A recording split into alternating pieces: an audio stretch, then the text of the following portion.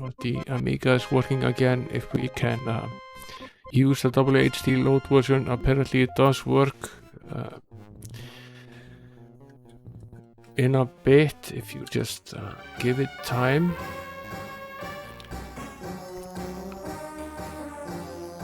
So now you're hearing both versions of the game.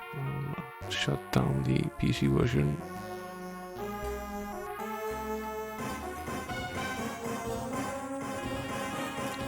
It's a little bit too much to have two versions of the game in our ears at the same time. Let's limit that to one version. Let's see here. We got stuck here trying to create a new game, but apparently it does eventually work. Yeah, the Paula does sound quite a bit better than the ad-lib. And now for this flickering part that we were fairly certain meant that the game was screwed up, but Amiga 1200 Gamer tried this out and it apparently eventually does work. It just likes to flicker quite a bit until it gets going.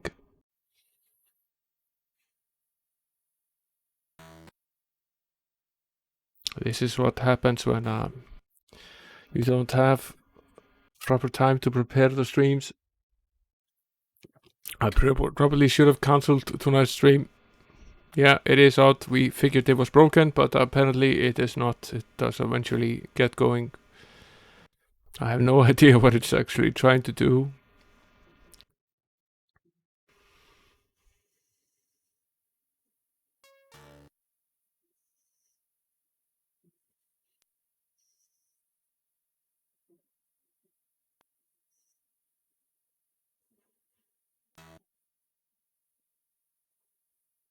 We'll at least give it time. According to Amiga 1200 Gamer, it flashed 15 times.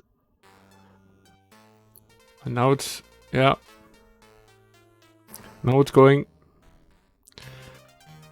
I don't feel all that good playing the game like this, but we'll see. At least it appears to be working.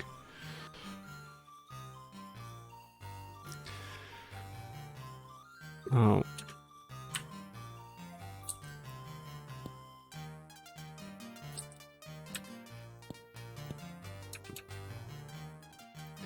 This is the inn here. So sign into the inn. I should probably isn't the game audio a little bit muddled? I should probably turn it up just a little bit.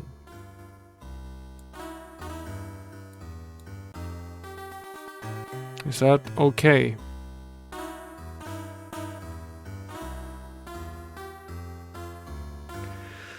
We'll sign the register here and check out these characters.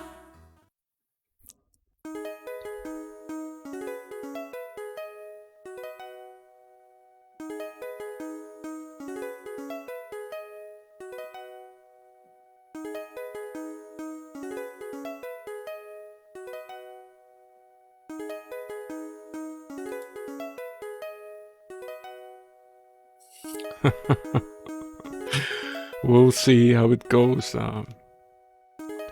Worst case scenario, we will probably have to try running it from a. We could try another version of the Amiga. The save game files should work between the different versions, but perhaps we will have to start it over again after 24 parts. But if that is the case, I will hunt you down. Let's see here.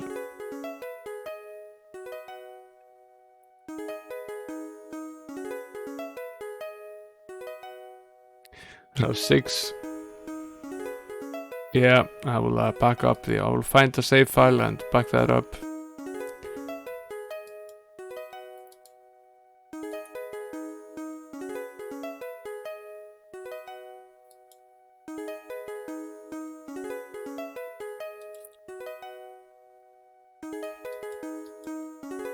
There are 6 members in the party.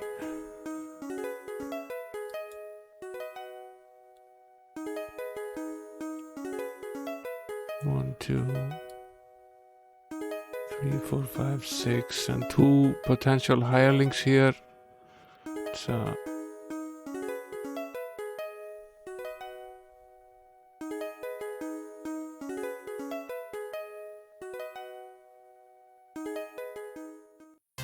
yeah, I was looking at the release notes. It also said that it was wise to start, if you were running 1.2, it was wise to start from scratch. Now, let's take a look at these stats here. Figure all of this out.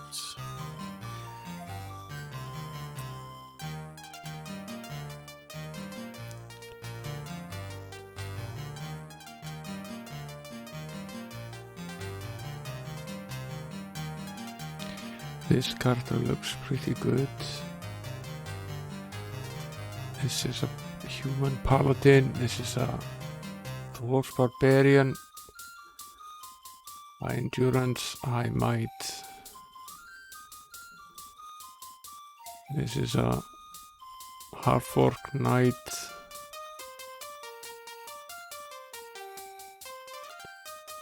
This is a gnome robber.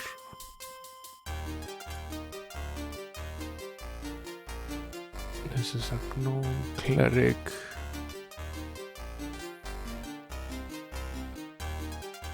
And this is an elf sorcerer.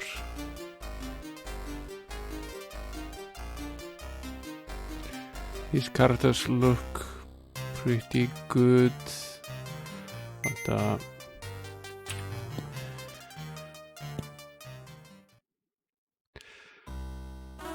yes, small sign register.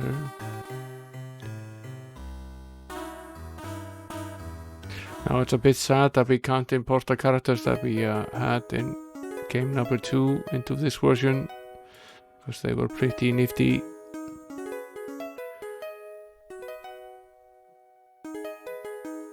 And now can we can exchange, but we can't make any changes. Okay. I would very much like an archer here. Now if we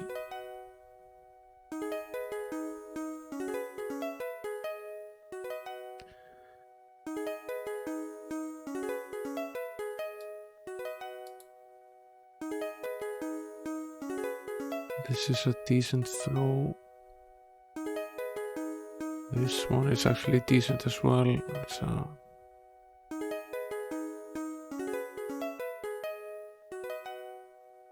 This one looks pretty good.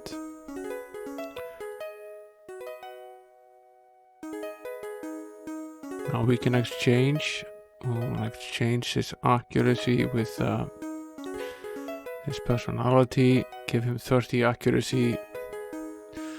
Or we might even do this exchange as well, give him 16 accuracy, then he has 16 might, 16 accuracy, intelligence is 16, endurance is only 13 though. Now let's roll again.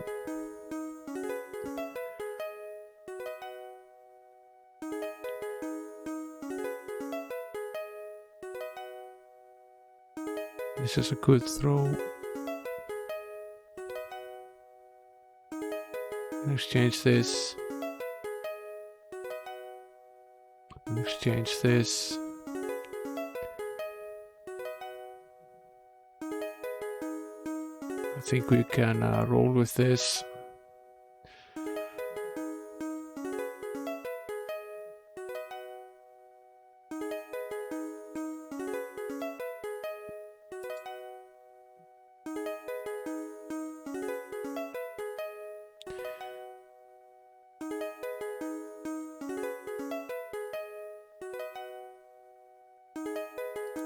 I'm gonna post that link you posted.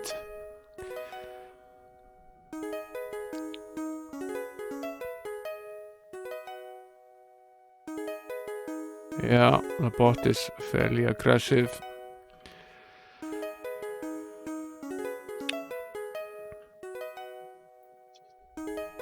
Oh, this will be William Tell. I don't have enough characters for William Tell. How annoying is this? It's Will Tell then.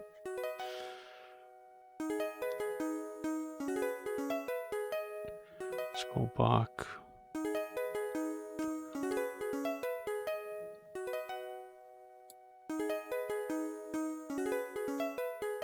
No, it's fine. We will I'll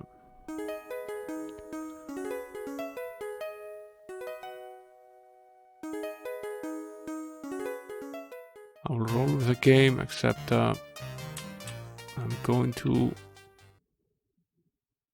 exchange the barbarian with an archer instead.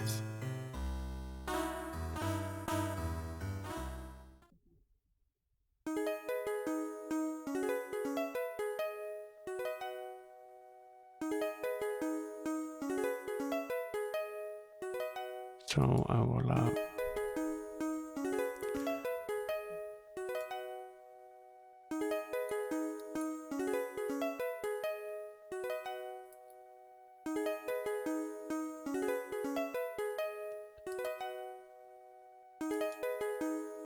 add him instead.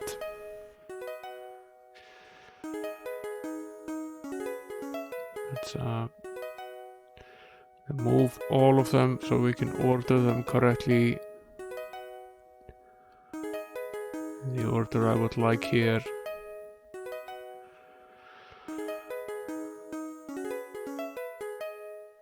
I'll put the knight here at the front.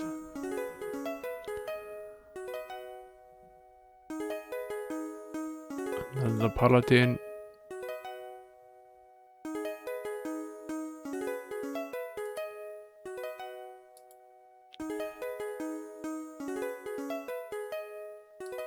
And then the archer, followed by the robber, the sorcerer, and finally the cleric. Make do with this party. I assume that the archer is pretty much unequipped since we created him. He has nothing in the way of any items.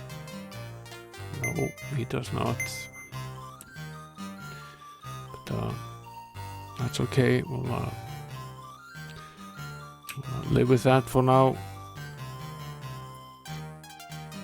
The map is here.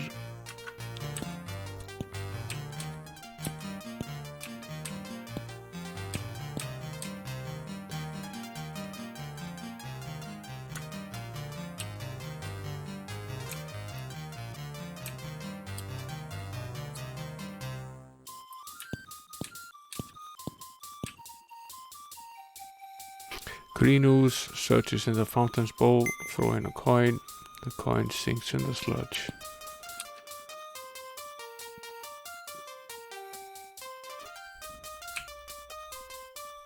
No.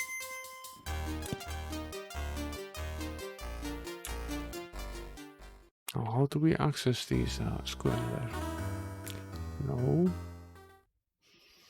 Did not plan on signing the register at all.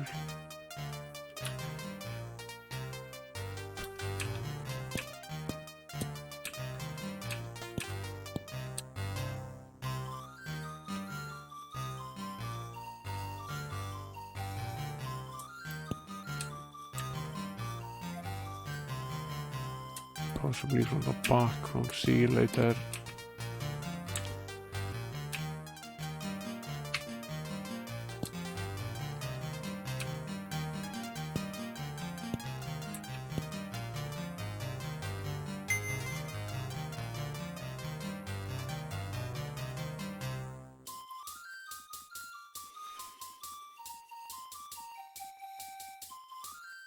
See if the save works before moving on a lot.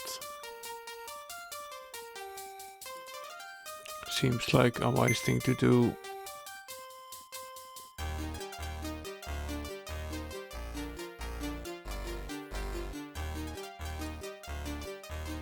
Okay, it did create all of the games that we tried to create earlier.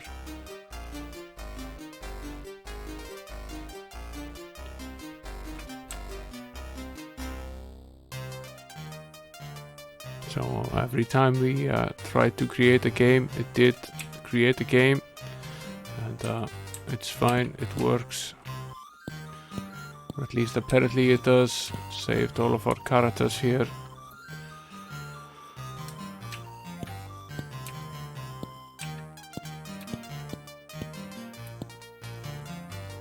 Yes. Punch coins endlessly in here. Temple Greenleaf.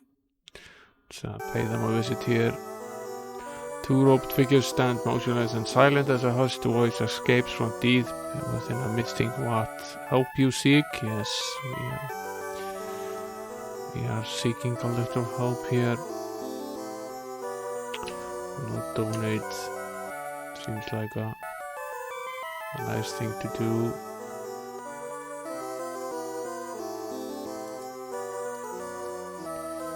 Nothing for us here, it seems.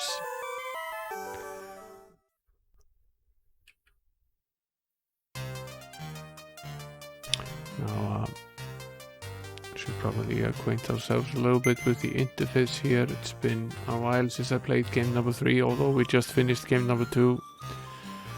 Let's see, this is the spell here.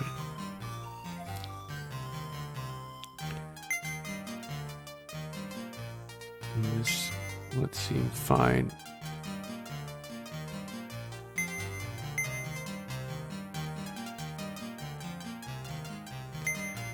Now we'll set the elemental arrow here as his default spell,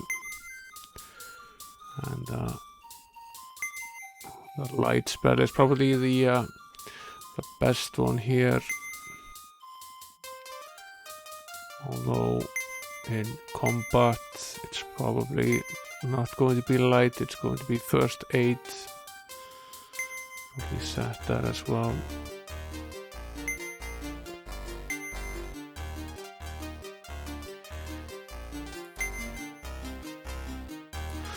Okay. But, so far no combat.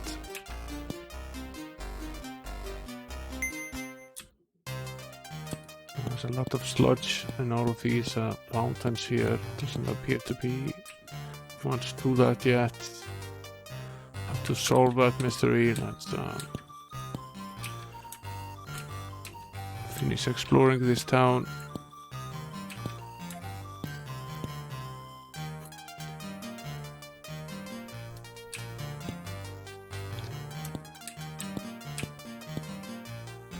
There's a note here. I'll jot it down.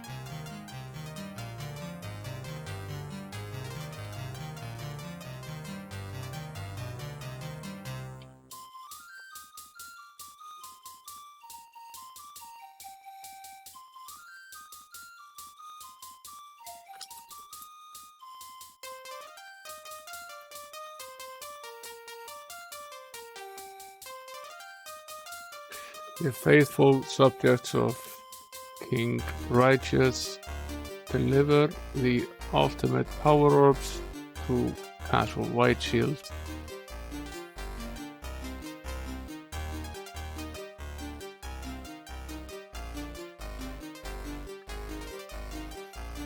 Okay. There was a note here as well. Jot that down as well. But call of adventure is a call to roam. Return again by saying home in all caps. So, written that down.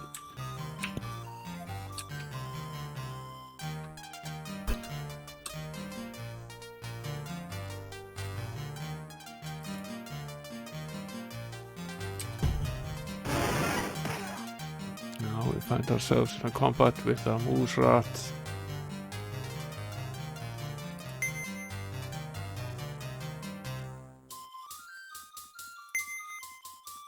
I'll set him to his options to cast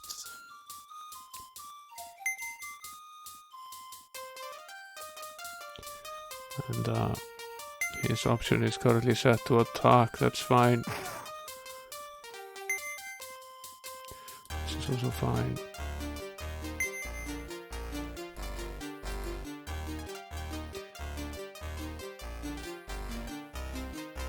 I think we set her to... I thought we set her to first aid. Let's see about that later. He's obviously unequipped with any sort of anything.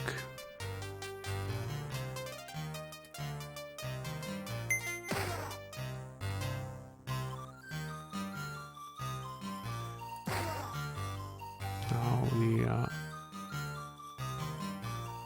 the cleric is unconscious.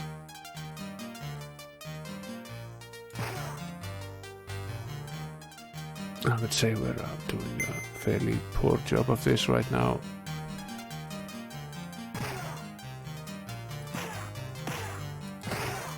We're about to end up very much dead. We are very dead. So that is a typical Might and Magic game. Now let's see if we can load without this issue here. There's a flickering. Yeah, that seems to be fine. It's just the creating that has an issue. So that's fine. Let's go. We obviously aren't ready for these battles yet. We have to prepare ourselves quite a bit better still. That's fine. We still have to find the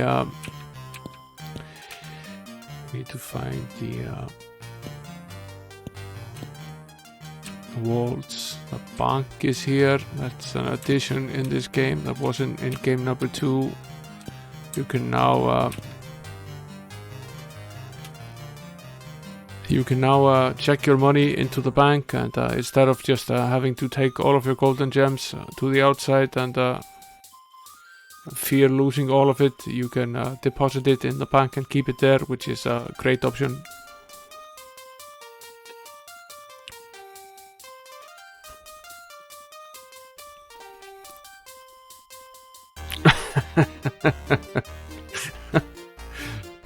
That's pretty funny shot.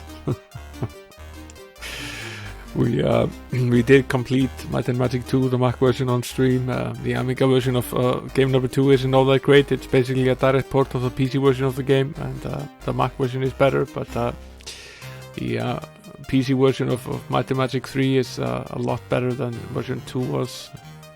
So it seemed fitting I played this game originally on the Amiga, but hopefully once the Amiga 4000 is recapped, we can move the gameplay over to a real hardware Amiga instead of playing it on the Mister, but I will see.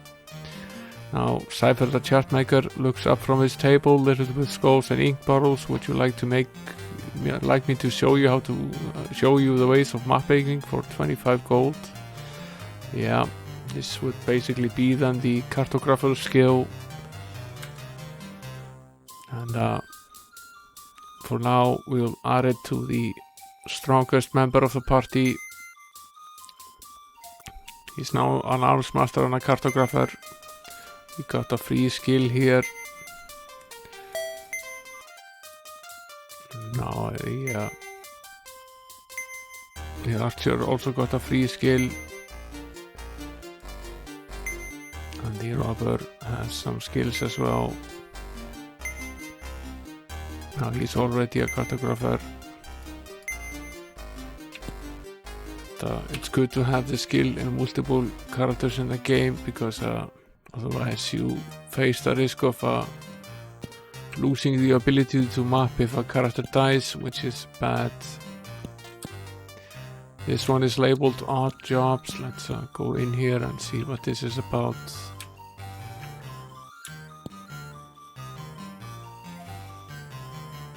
Much work could you do in a week? 50 gold is the wage. Labor for me you will. No, not right now. Assume there's a benefit in doing this other than just a 50 gold. This was the bank, right? Yes. We'll go through that door again. Let's explore more of this town here. We are here now.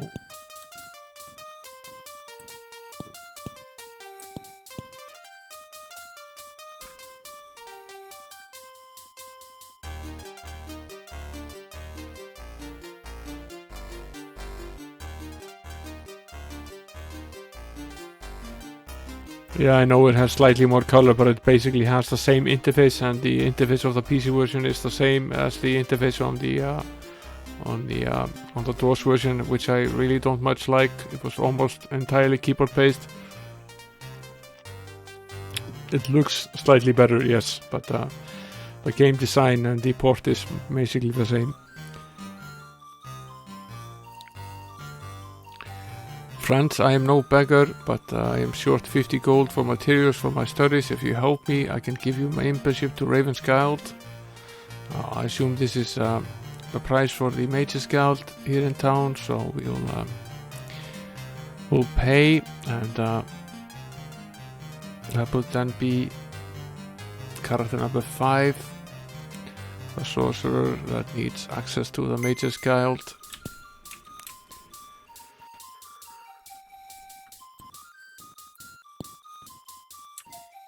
Fans Fineries is the sign above the door here.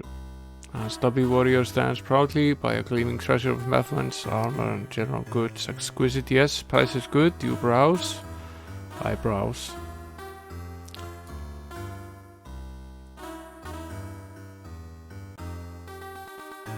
Let's see here.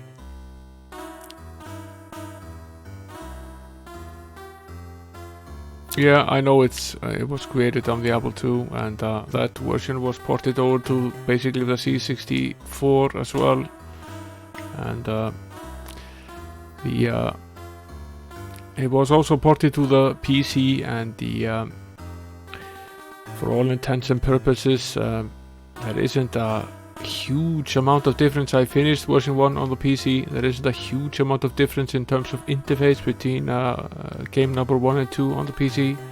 Obviously, game number 1 was also available on EGA, and it looks pretty bad. Game number 2 looks better on the PC, and even better so on the Amiga, but the Mac version is actually 256 color and looks pretty good.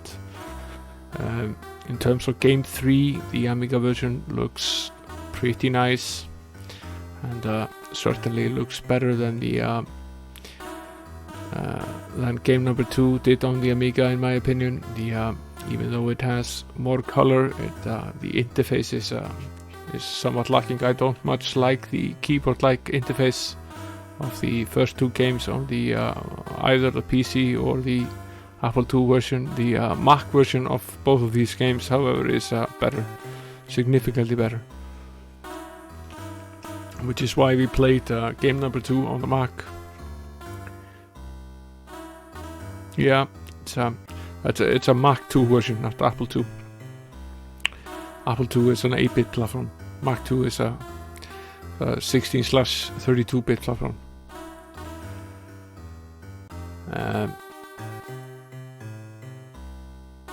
Let's see, what do we have here? We have a short sword, which does 2 to 6 damage. Very basic.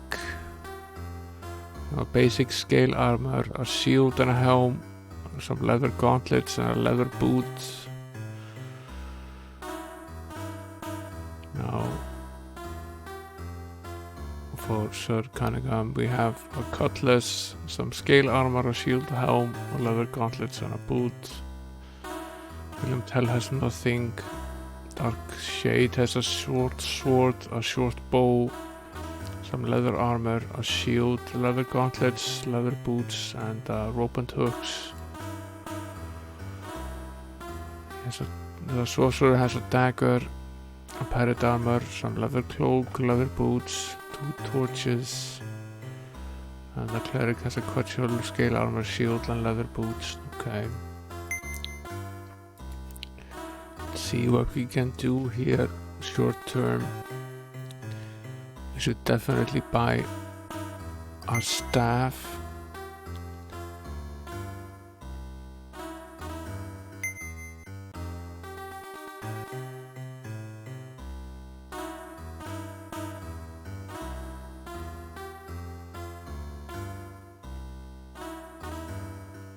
Did she have any?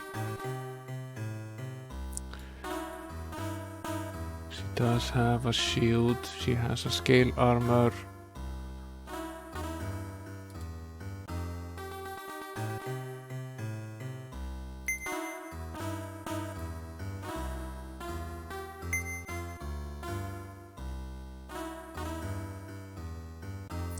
What's the difference between the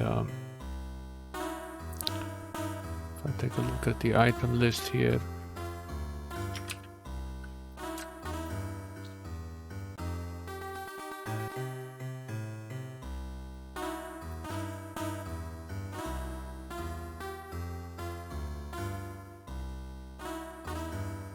A ring mail has 1 more protection, so I think we will buy one.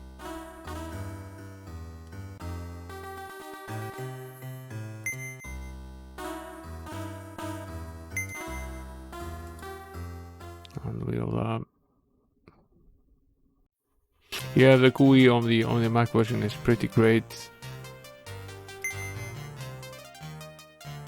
Now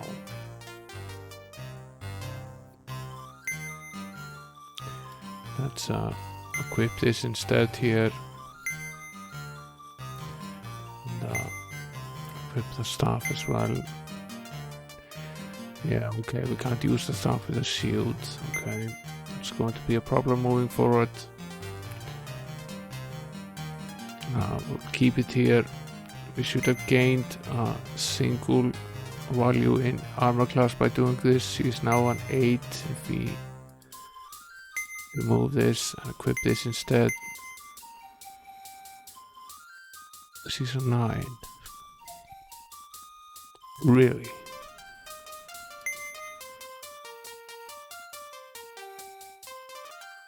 That is interesting.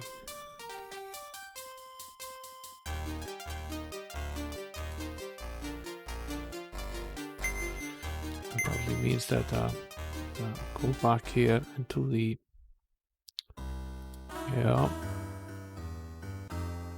let's identify the scale armor here. +4.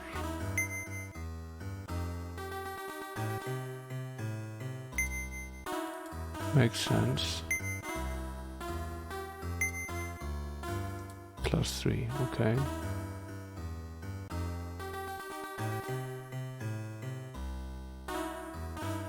That's not an upgrade then. It's, they need some items here for the archer. Let's we can at least buy him a short bow.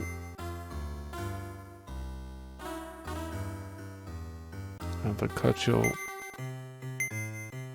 and we can buy him a scale armor, and at least should supply him with the absolute basics.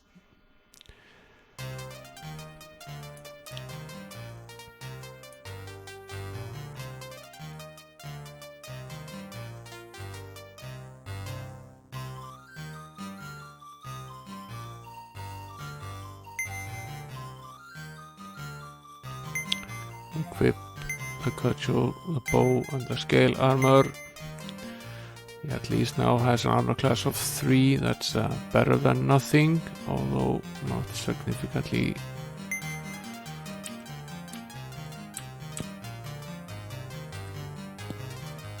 Here, this is all pretty basic to start with. As before, the computer-generated characters, they have they are slightly better equipped. Now, The lizard here is pointing us to the fact that there is probably a hidden wall, and indeed there is. Find ourselves in combat here.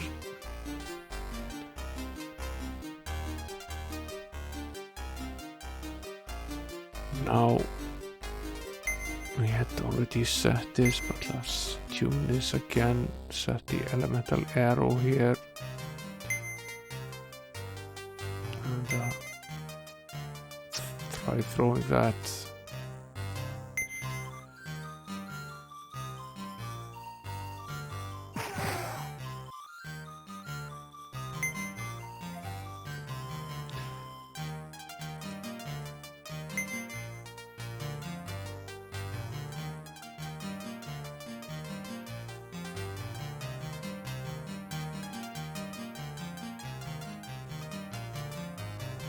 Yeah, we will eventually get through all of the games. That is, if I didn't finish one on stream, I probably won't play it again. It has no mapping facilities in the game, so the graphics are very basic and the interfaces as well. The story is also in some ways similar to game number 2, so there isn't a lot to be gained by it, really, if you ask me.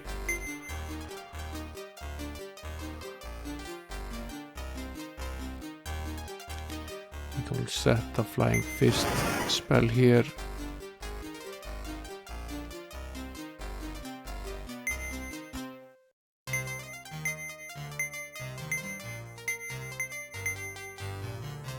I'll set it to attack.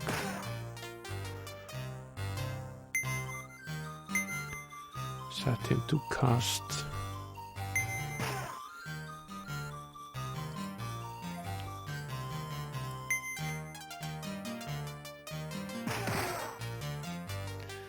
We are things are not looking good for us right now.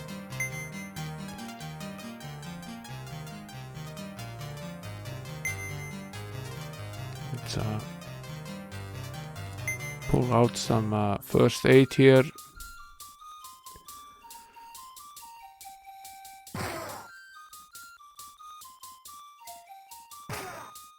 These mice are stronger than they appear. We find ourselves very dead again.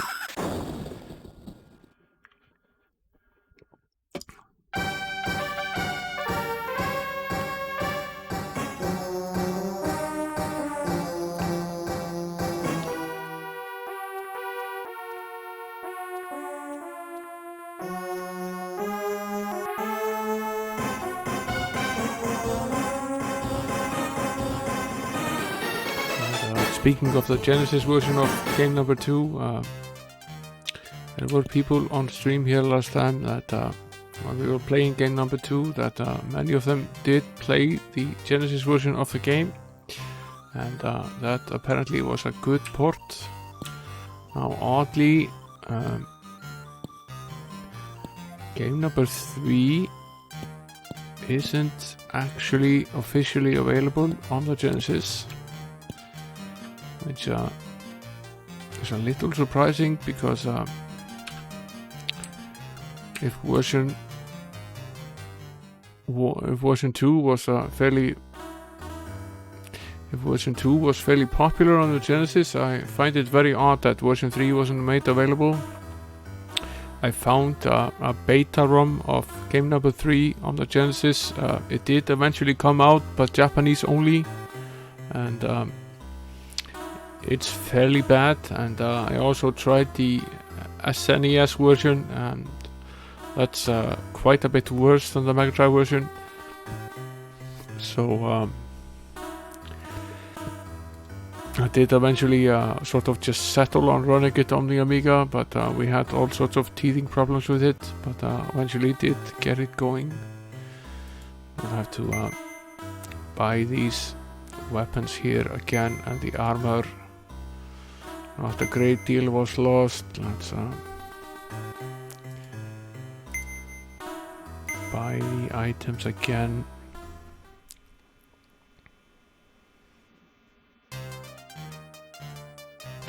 It's a new story, and 7, however, is somewhat a continuation of the story in games 4 and 5.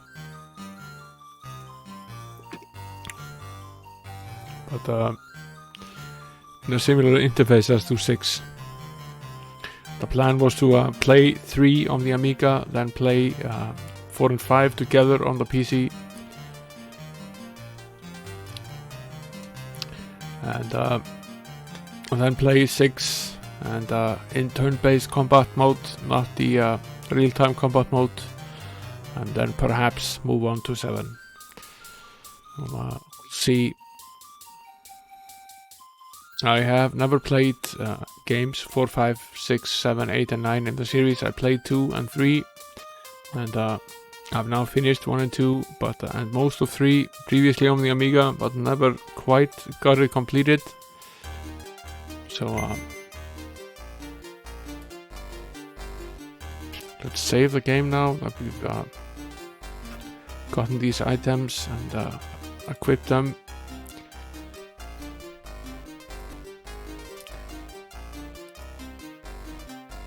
I should probably not right click on the character, because when you right click it seems to fire off the default action. So if I right click, I shoot from the bow, which is sort of funny and not what I intended to do. Yeah, according to some people who have been in here before, 9 is basically alpha quality, and it wasn't really finished, but it was basically released in an unfinished state. So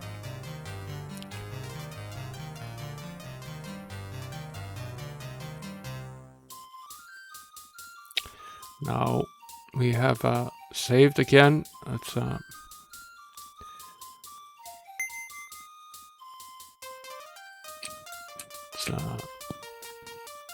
we obviously aren't really ready for any serious action. Cavern is closed.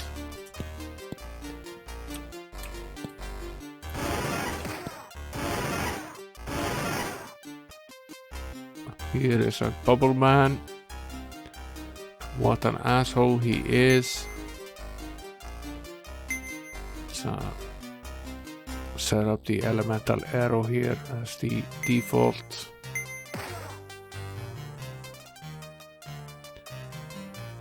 And see what is here. He's set to attack, fine. He's also set to attack, fine. He's set to attack, fine. Let's set her to first aid. I think that's going to be very common moving forward. And set her to cast. And we'll try to cast the healing spells as we go along here. He's set to attack.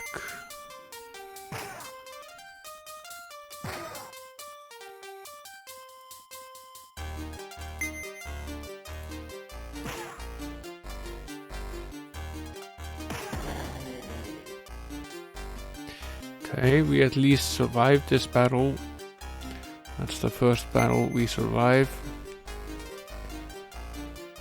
8 hours passed, rest complete, hit points and spell points restored, 6 food consumed.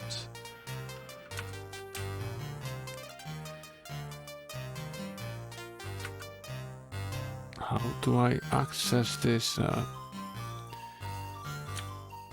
menu? Tab.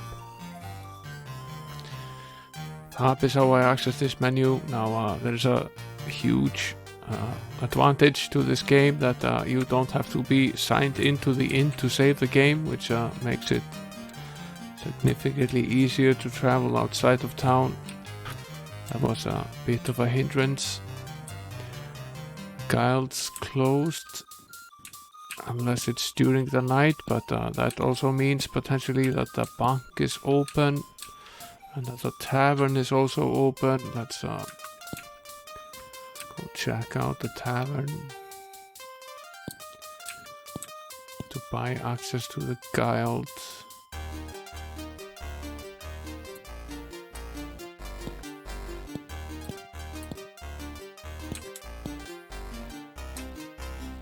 Yeah, that's basically the timeline as I read it. Now the Heroes of Might and Magic games I've never played, but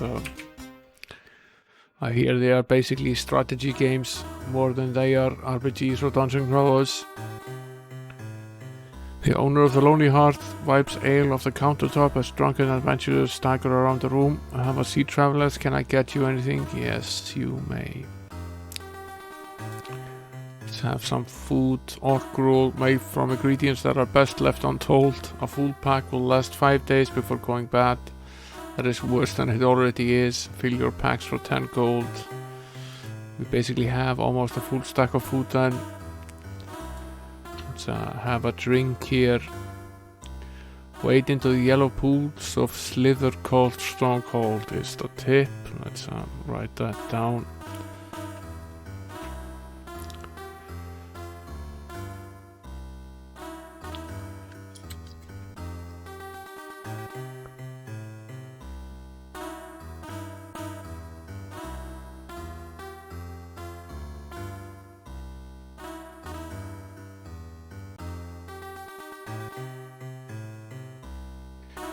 Now the tip delivers us another tip here.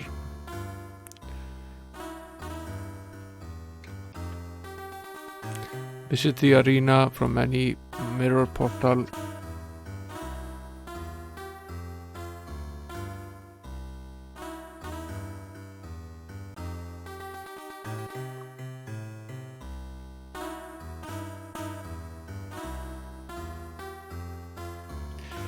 I must equip our items.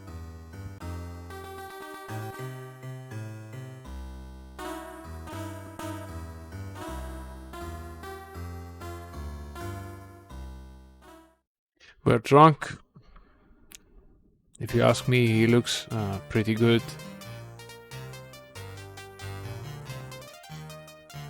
Condition drunk. Party food 4 days. We have 2753 gold and 30 gems. Now the drunkenness affects some of his abilities, and it's amusing.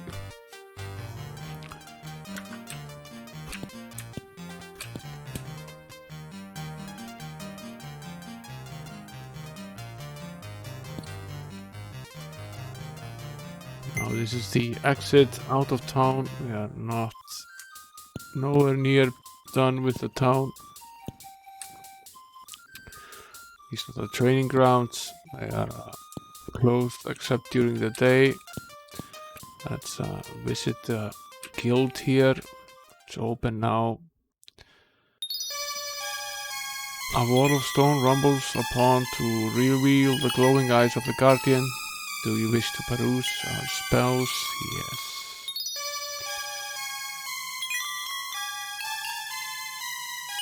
Raven's Guild was established in the year 209, shortly after the war with the elementals. Our prices are the lowest in all of Terra.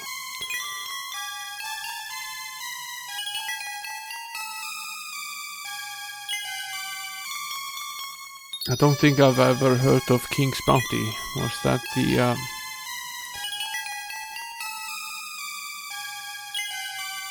And it's weird that I never heard of it at all.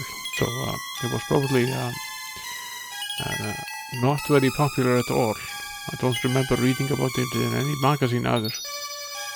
But, then again, there were a decent amount of Amiga RPG games that only came out in German.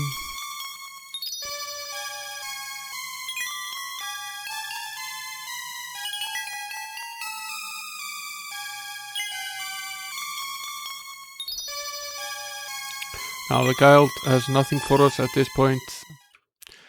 Apparently we have all the spells.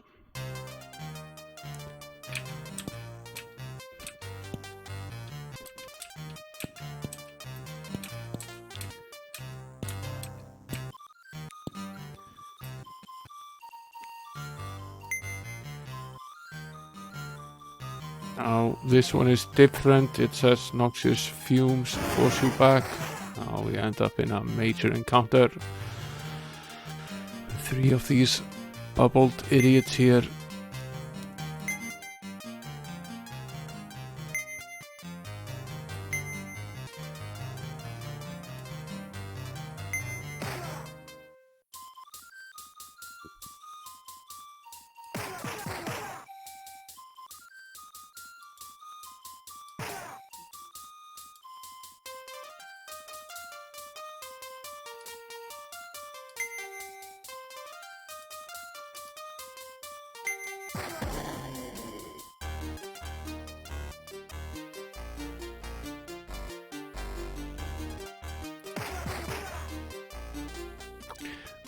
We are certainly getting beat up here.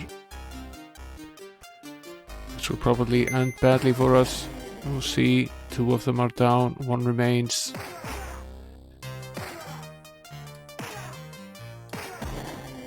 No, we are victorious.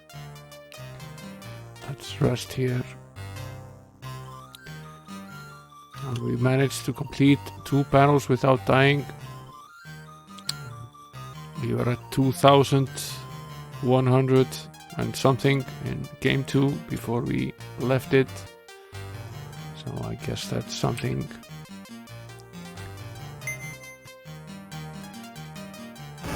Okay, this is a free way to basically train up.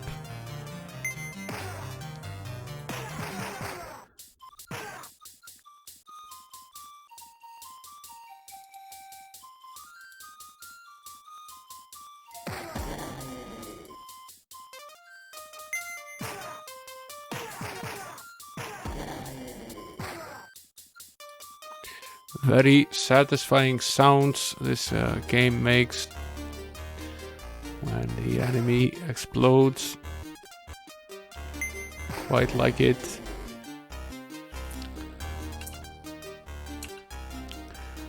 Now I'm going to do a little bit of grinding here. We are very weak to start the game, so let's have a few of these fights.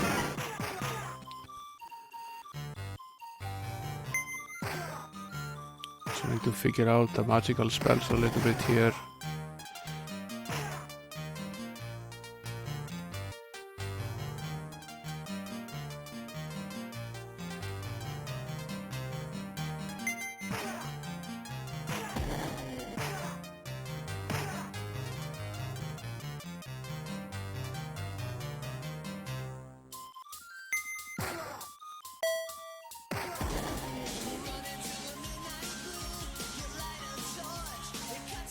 Hey Shot, thanks for the follow, dude.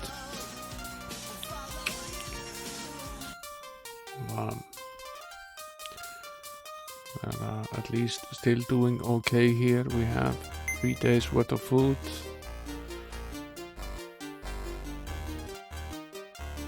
Now the game number 2 had units of food, so you had 40 units and you used 1 unit per rest. You had 3 rests per day, so factually you carried more food,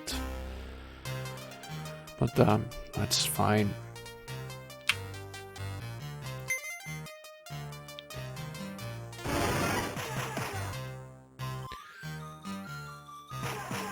Got hit pretty badly here.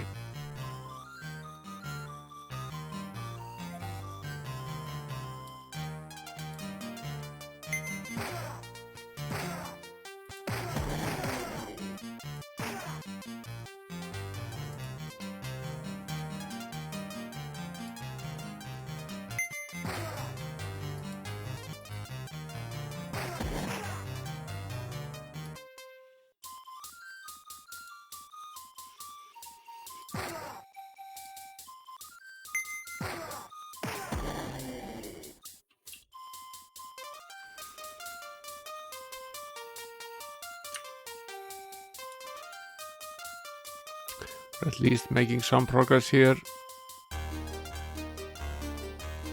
I sort of wonder We aren't getting any treasure for any of these encounters apparently. At least not yet.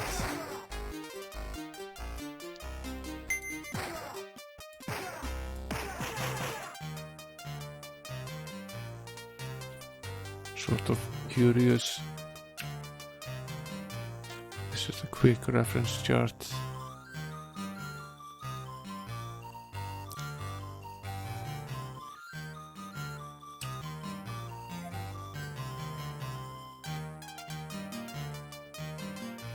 Okay, Amiga gamer. Trying to figure out the shortcuts here. Let's see if I can find them in the manual.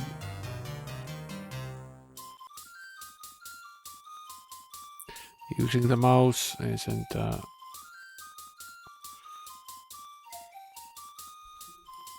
nice unless you it's nice to be able to do it, but in general I would much prefer to use the keyboard. Let's try out some.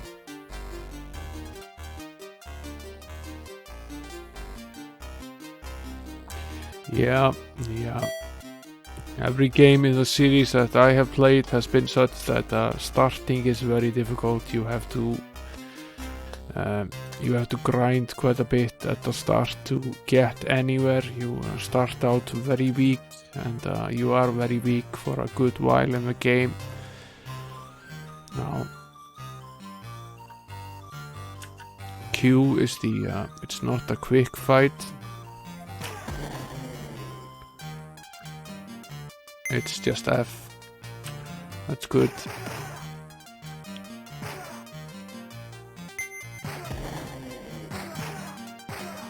I much approve of that.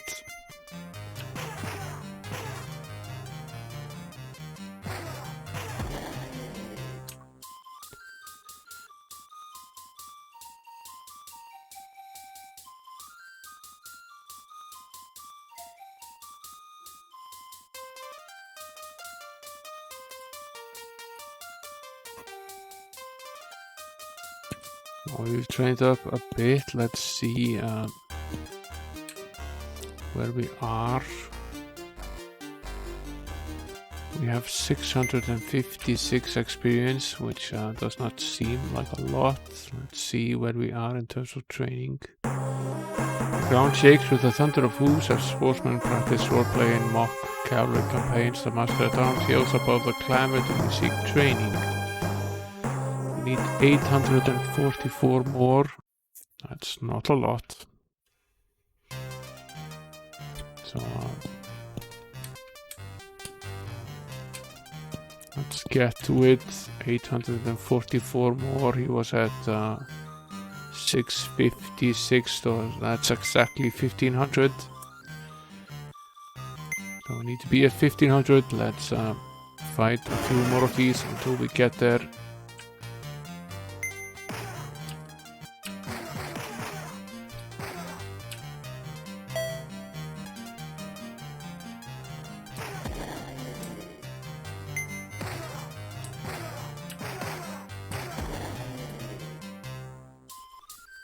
We're set up pretty nicely here.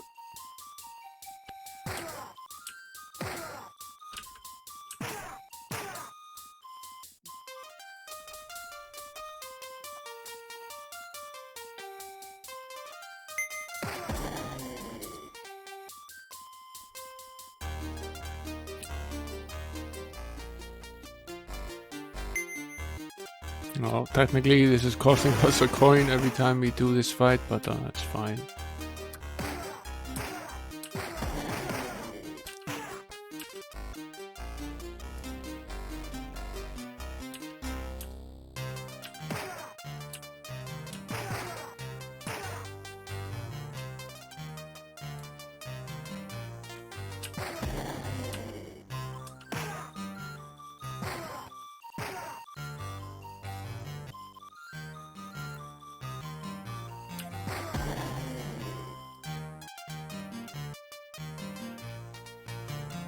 How are we doing for food? Food for 2 days. Quick to the game.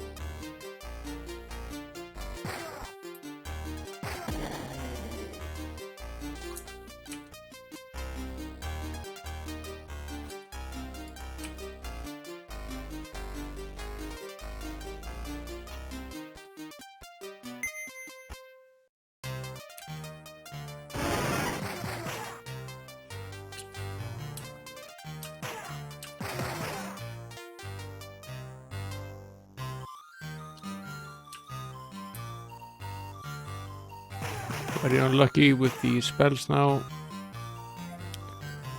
Didn't hit a single one. The game can mostly be controlled from the keyboard during fights, so it's nice. I particularly like the fact that you can quick fight with the spells as well. That was a bit of an annoyance with game number 2. You could set up the quick fight, basically just use the first option that was available for every character, and you could never cast any spells in the quick fight in the game. So if you had to cast spells, you had to get out of the quick fight. This is slightly better. I would very much prefer to be able to see the number of hit points instead of just these colors here.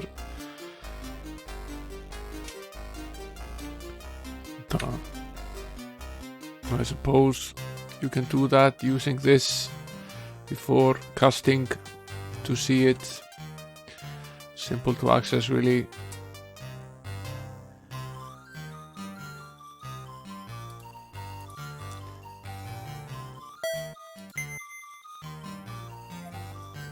$30 on hand, enough for 1 day, okay.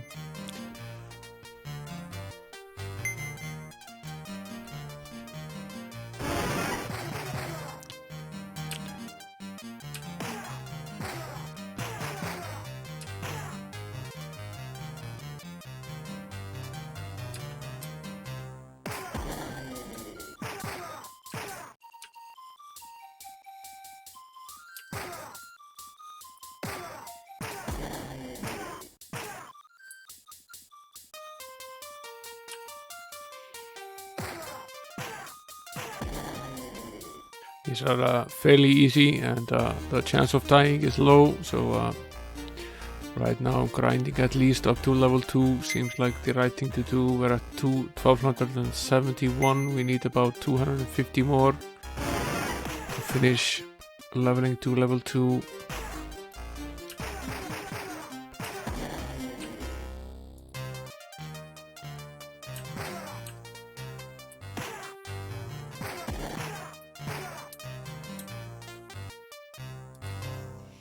And we are gaining some experience.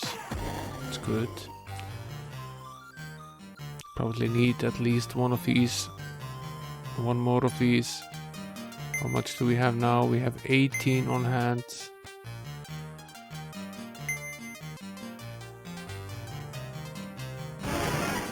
It's more than 1 day, really. It's 3 different rests. So, in fact, the unit of food seems to be mostly the same as it was in the previous game.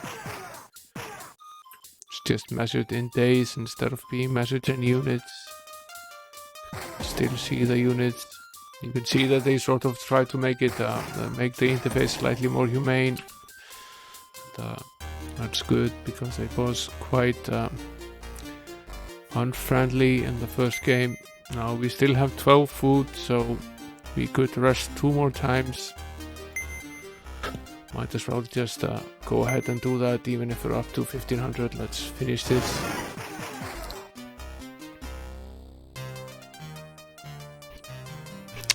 Yeah, this is I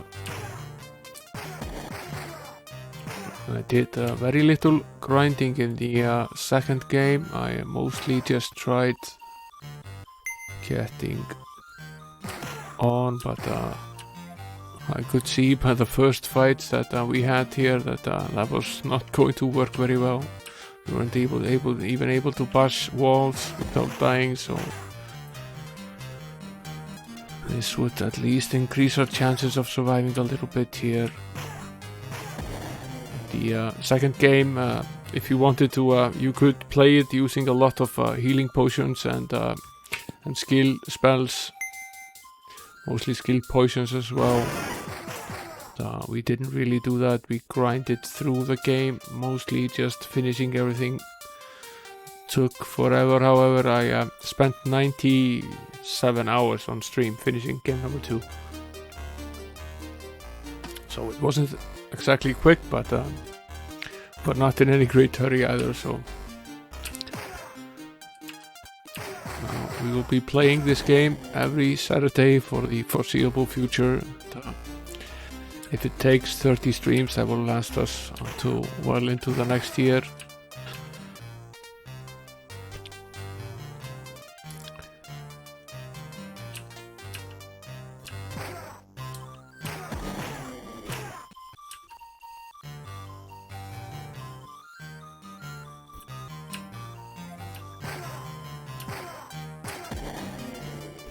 Down he goes. Now we are out of food. So let's go to the tavern and buy some more food. And we will, I think, was it this the tavern? Yes. It's closed, okay. Let's go to the training grounds first then. They are definitely open. Yes. Load train.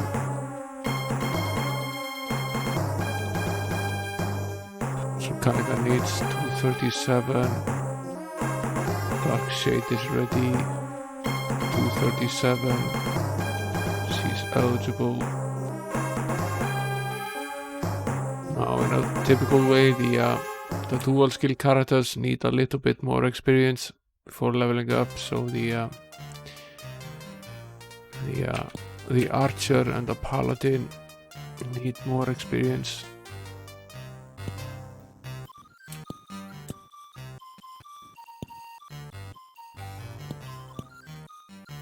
Save here for attempting this.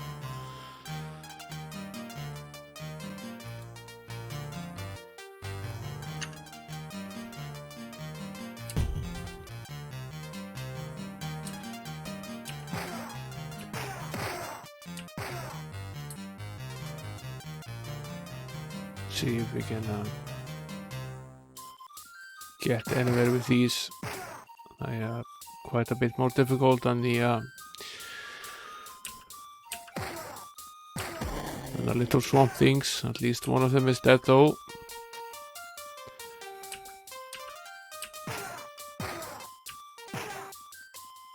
We are very weak. Yeah, but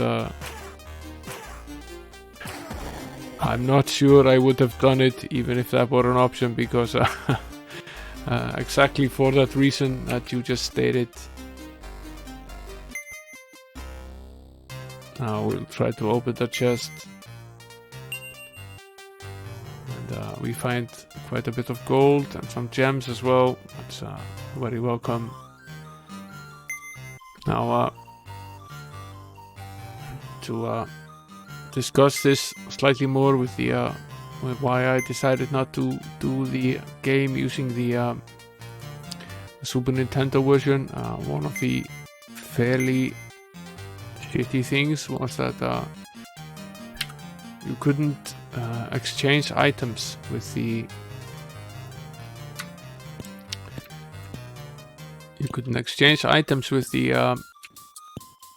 other members of the party unless you try to discard the item first. And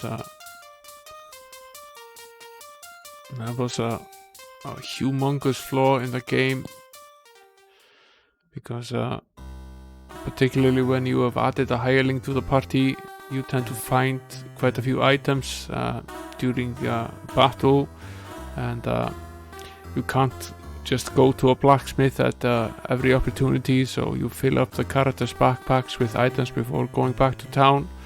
And once you get to town, you need to trade all the items because the hirelings can't use the shop. And at that point you need to move 6 items from the backpack, and you would basically have to have selected all of them, selected the option to discard them, then pick the character to trade them to, and go through this loop each and every time. And there were many elements of the interface which seemed very badly designed, and it also got very poor reviews, probably in part due to that, and in part one of the complaints was also that the game was very slow, and it was just walking on the outside was quite slow. Now we managed to buy some food here. We'll save the game and see how far we are from leveling up now. We must have gained something fighting these big mice or kangaroos or whatever it is. Yeah, it's the funny thing with the Genesis is that there isn't actually an official version for the Genesis of game number 3. There is just a beta version that I tried out. It's a bit weird.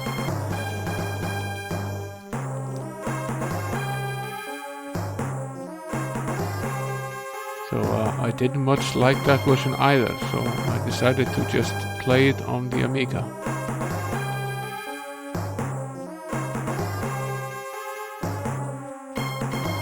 Okay, so basically this helped.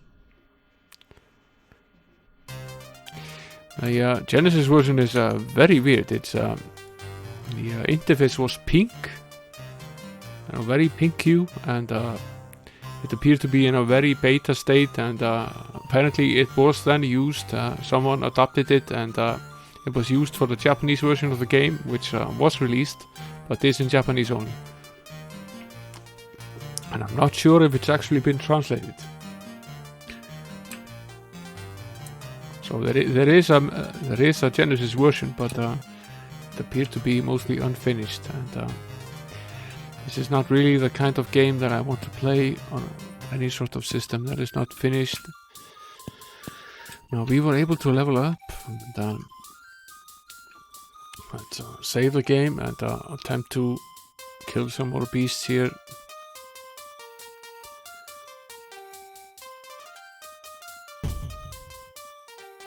Now what on earth is going on here? Fleeting images shimmer in the silver pane like reflections in a lake. Speak your destination and be carried away. Okay. This is a teleport, so assume this is where you can type home, and yes, that works fine. I'm not sure the SNES had Might and Magic 2, but the Genesis certainly had Might and Magic 2, and that version was very much praised, so I think that version was actually pretty good.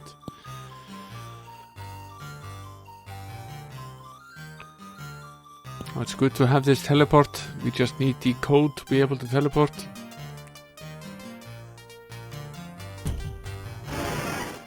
Now we find ourselves in a fight here, first with the moose rat.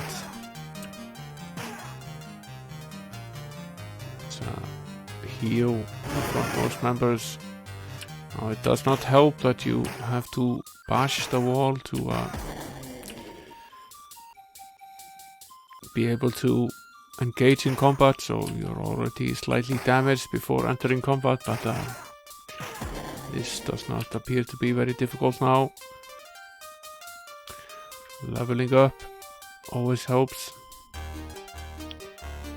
Just one level still helps.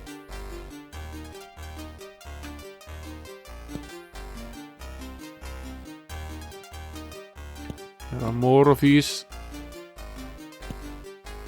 rat-like figures here. Come to Papa.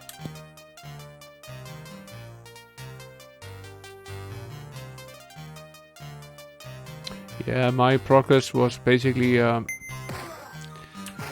back in the time when I played version 2, I had a Commodore 64, so my father had a Mac, and I bought the Mac version of game number 2 and played it on the Mac. The box is right here. This is game number 2, the Mac version, and then in very early 91 I got an Amiga, and I played game number 3 on the Amiga.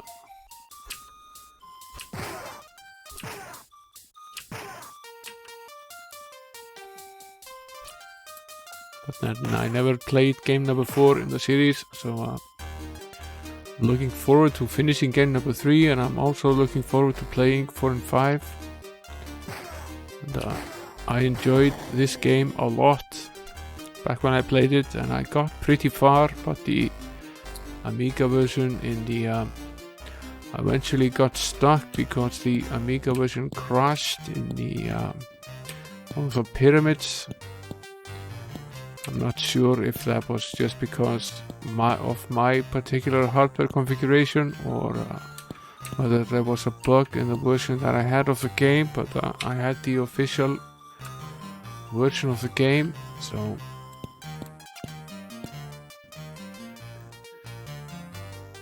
let's see, there's a message here we should write down.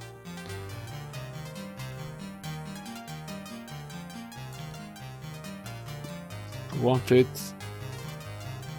artifacts of good, reward offered, see Praethos in Castle White Shield.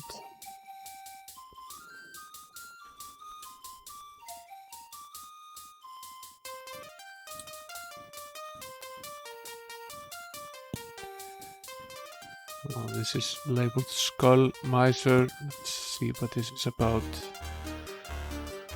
Cranial Priest of the Five Forces. Friends, I am building a shrine to the Five Forces and need armaments to adorn its columns. Will you help me? Sure. It is said there are silver skulls scattered about this isle. Bring me 5 and be rewarded.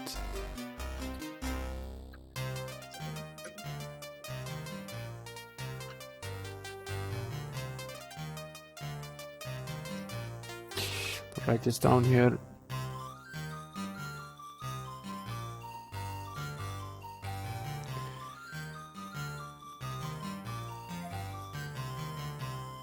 Where is he? He's in X14Y5.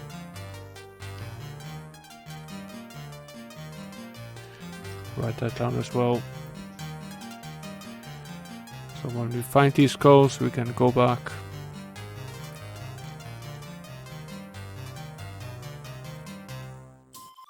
Yeah, I very much like the storylines of the Might and Magic games. Yeah,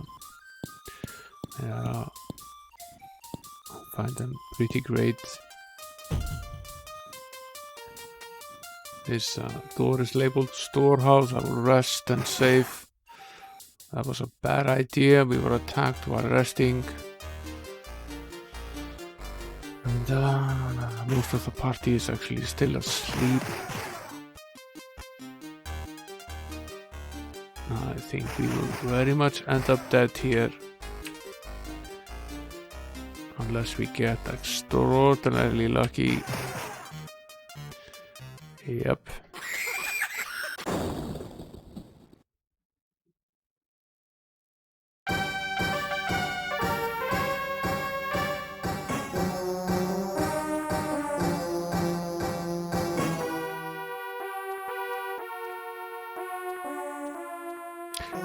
Yeah, there's science fiction in all of them. The ending plot in all of the games is all tied to these various science fiction elements. Now, when did we save? Okay, it wasn't that long ago. There isn't a great deal to be redone here. We hadn't finished the second 2 here. We are not in a situation where we have to do a lot of things over.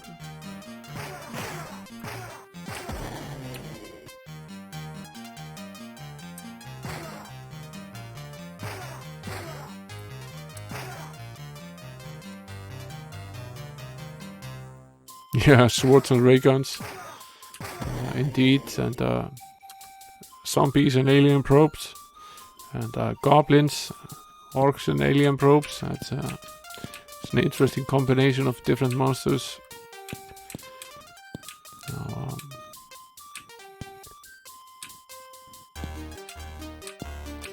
Set this task here again.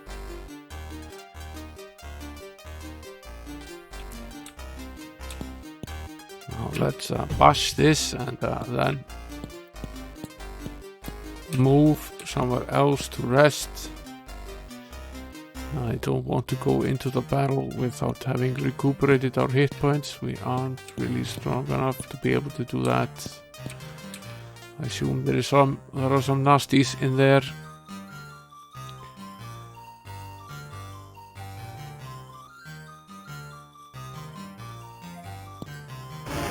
Yes, there are. Certainly are. Many of them.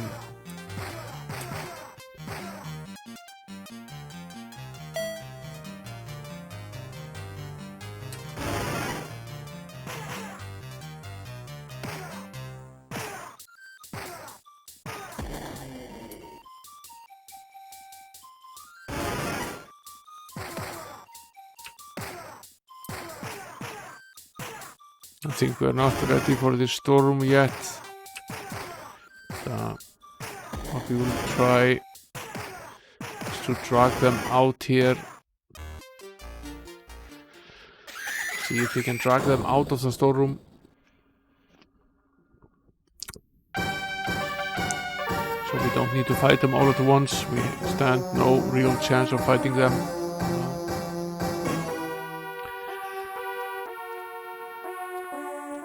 All at once.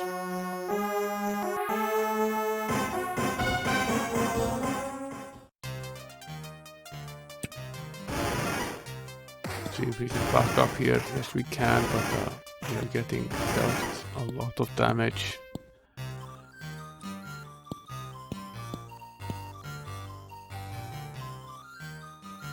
Come at me, please.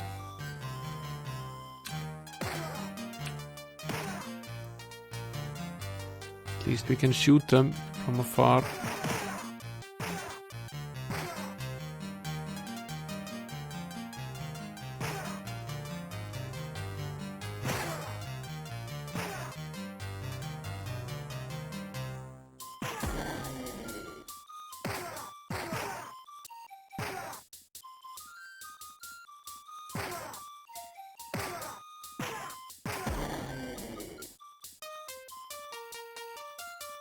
Okay, that's 2 down.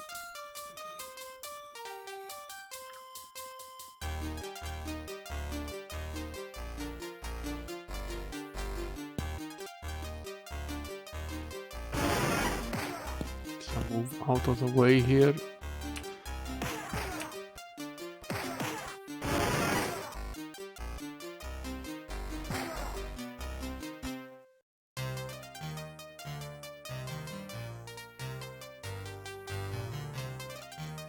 Hey there.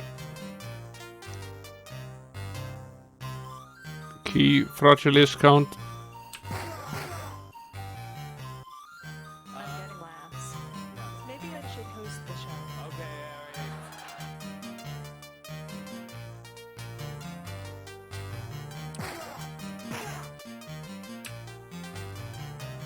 Okay. Should we assume that he's a bot?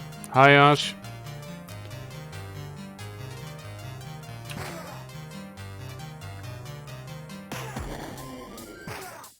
This stream didn't start out very well, Ash. We spent about an hour troubleshooting the Amiga version of the game, but we eventually got going. And yeah, I had a pretty good day.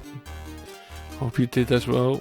No, this is actually still on the mister. The Amiga still isn't fixed, so I don't want to keep using it until I have it fixed. You had pizza? Yeah, we did as well. We had homemade pizza. Now, plenty of these monsters still left here.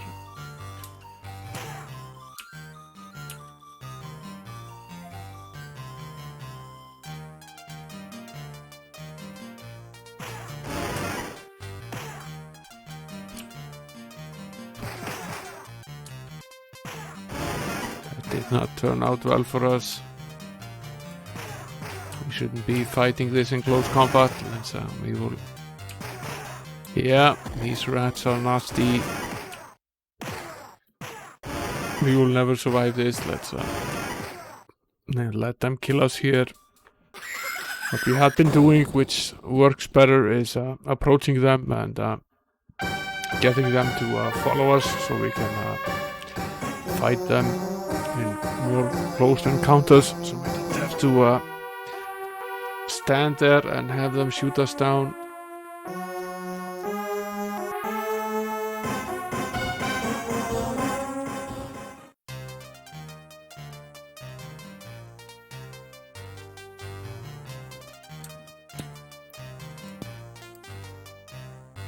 Now let's wait and have them follow us out here.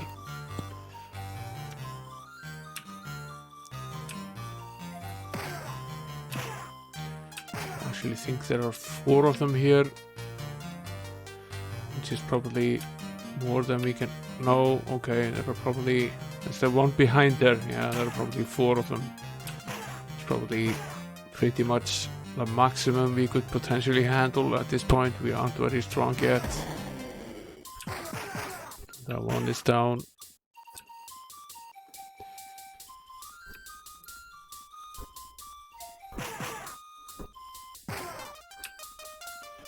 And we aren't very good at hitting anything still, so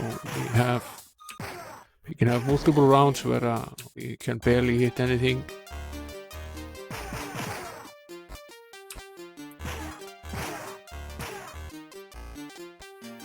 I'm starting to look pretty sorry here.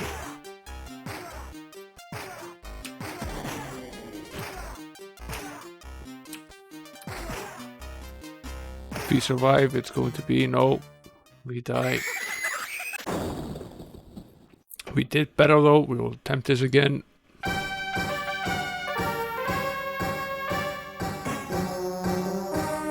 Nothing new dying in this game. I'm very glad I didn't have a death counter in Might and Magic 2. I don't know how many times I died, but it was a lot.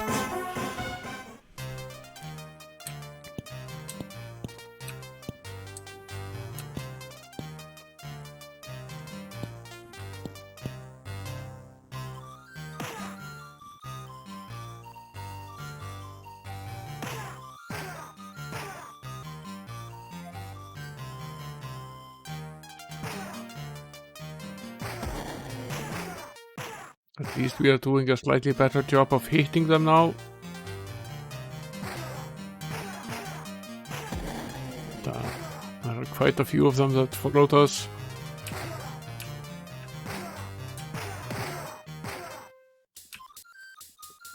I'm hoping there aren't more on the side of us here, because we are vulnerable from the side as well. And of course we run out of spell points fairly quickly as well. We aren't really that high of a level yet.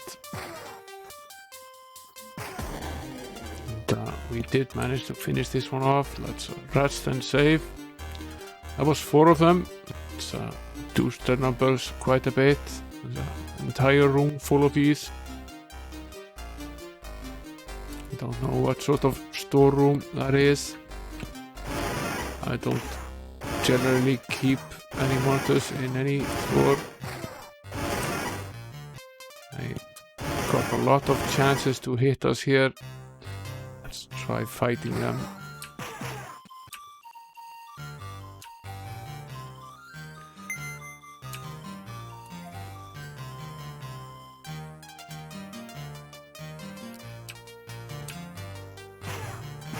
Yeah, it's funny in Dungeon Master how many of the monsters drop something that you can actually eat.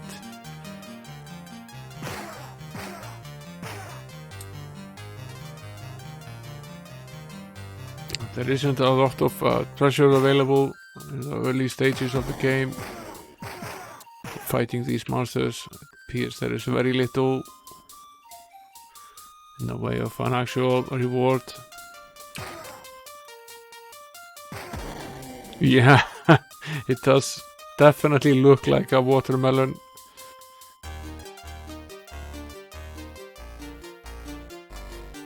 Okay, we rested. Let's save again. It looks like a white, it's an albino watermelon.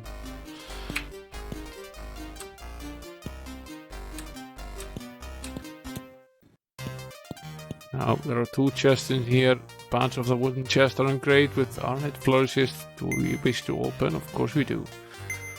The thief picked the lock here. We find 500 gold, 25 gems, and also a bar dish. The bar dish is a 2-handed weapon. So at this point in the game, that's probably a bad idea because we are very weak armor-wise. So open the second chest. 2500 gold and a great axe. The great axe is also a 2-handed weapon, as I remember. Potentially also a bad idea at this stage of the game. We need to be able to armor up better to be able to use these items. But at least we won some fights, and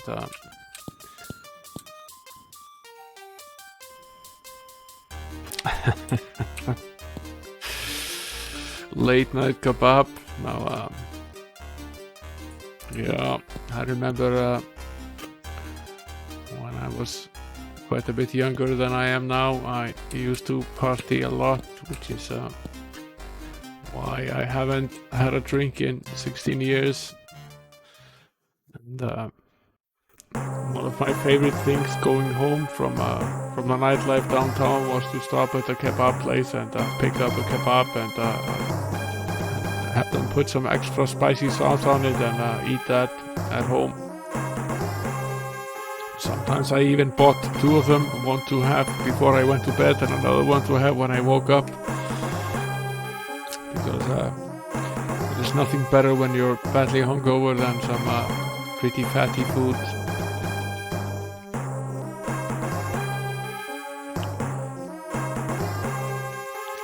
Now these battles, difficult as they are enabling us to train up.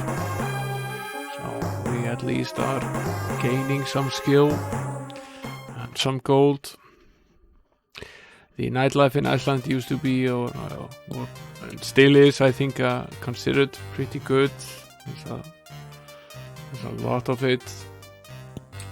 As I mentioned at one point here on stream, we at summer you can party all night and come out and it's the sun is up again, so it feels like constant daylight. And in the summertime we drink because it's always summer, and in the wintertime we drink because it's always dark. So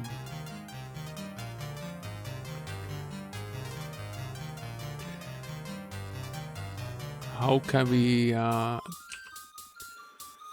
tell what time is it?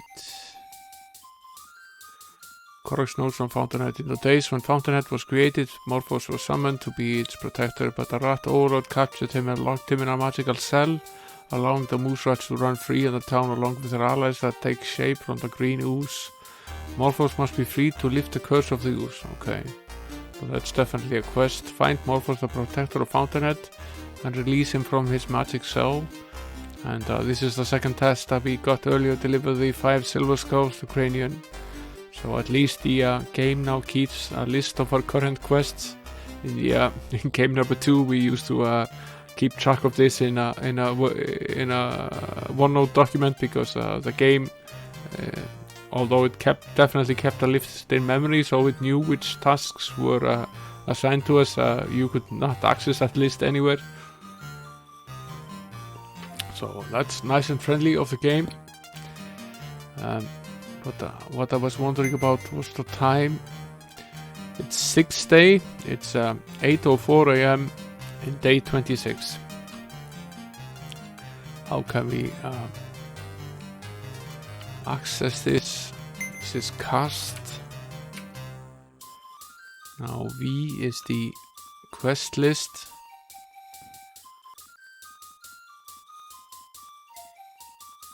This is the map. Just going through random characters on the keyboard to see if we can access the time somehow using a keyboard shortcut.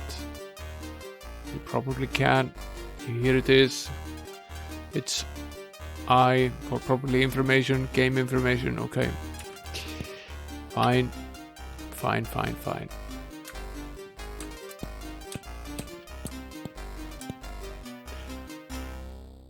This was the map making. We already had the cartographer. This was the art jobs. Sort of wondering what this does for us here. Let's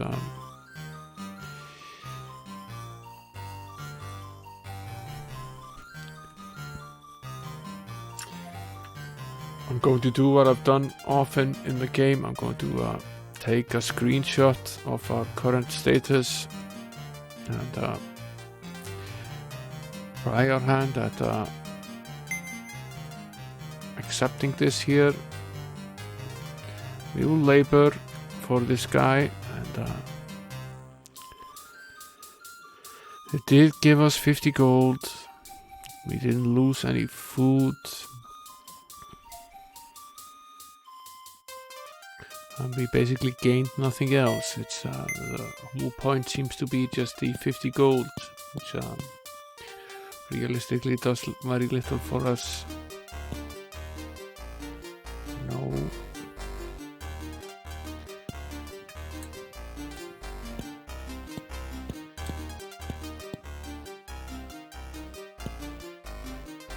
Yeah, of course, right now nightlife seems like a very bad idea.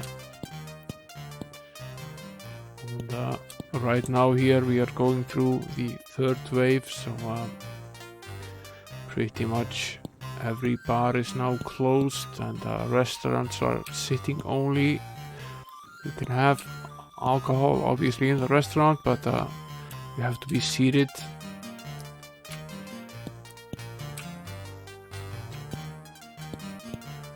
Now this is the temple. I don't think they can do very much for us at this point in time.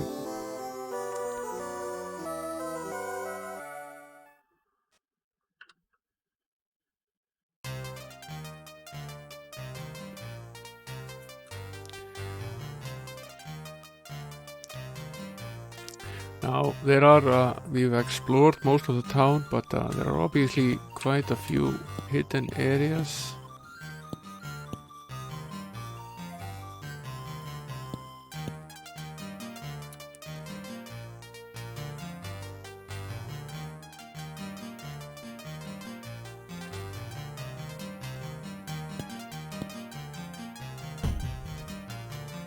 There's nothing here.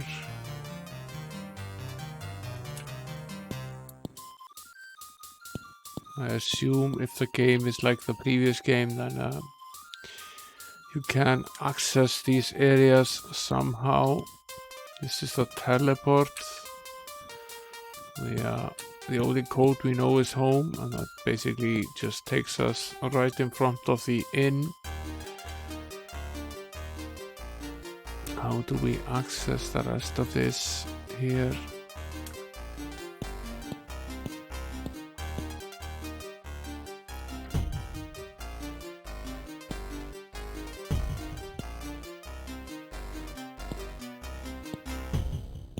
It appears our only real option is to just bash the walls.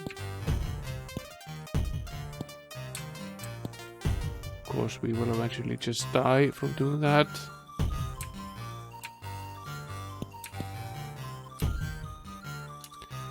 It's not here in any case.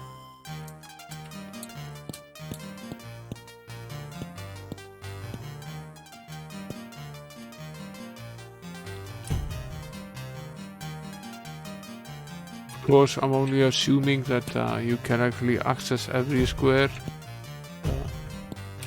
That was the case in the previous game.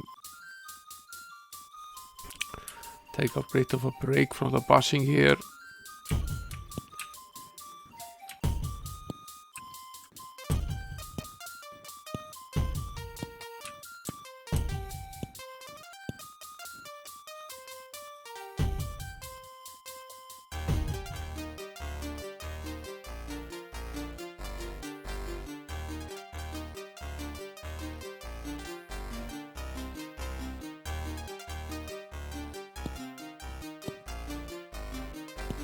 This is all very weird.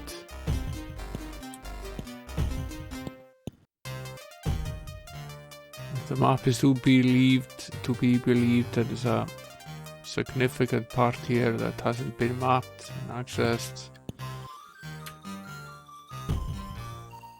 Yet none of these walls appear to be fake.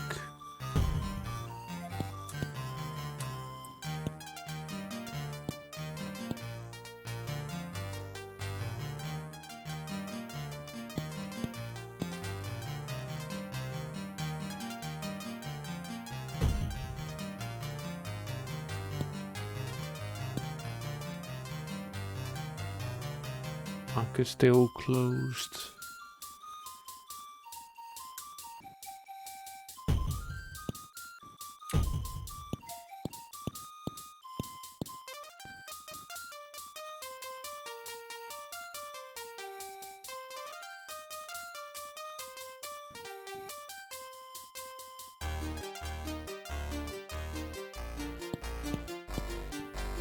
Now there's also this here.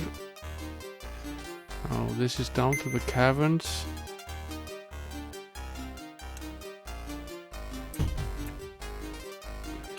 Won't ascend to them just yet. Now here is a door that we haven't opened up yet. Let's rest here.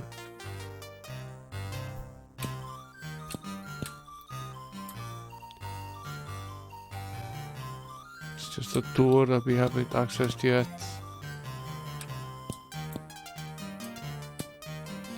This was the storehouse. Sort of makes you wonder if you can access it from here.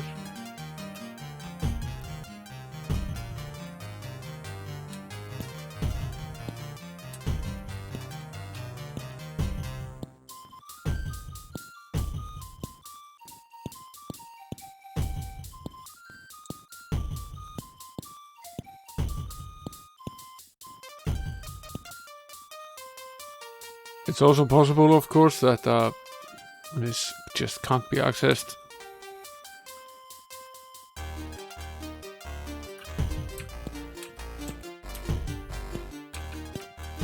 And that you won't be able to access every square in the game.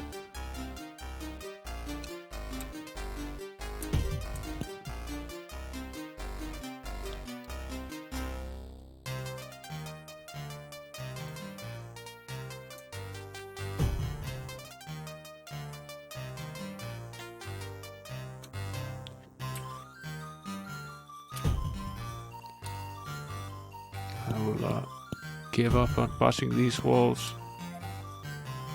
For now, it's time is it here? It's 8 p.m. according to the game. Let's go stock up on food. We should be running out at this stage. This is not the tavern, this is the tavern. Let's go in.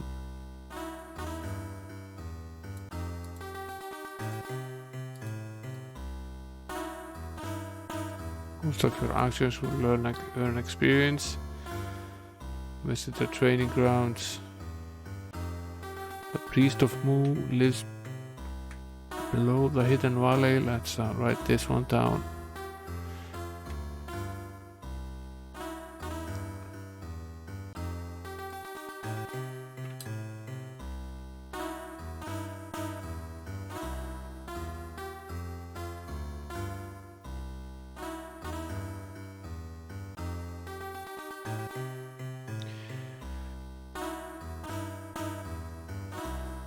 But of course, we were in here to buy some food. The description didn't really sound all that nice. It sounded like we were buying hot dog meat, but it will have to do.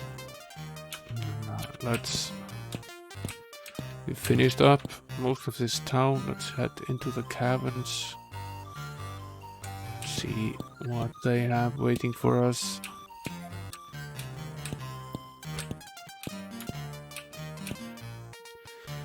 Yes. Entering Fountainhead Cavern. Undoubtedly, yeah.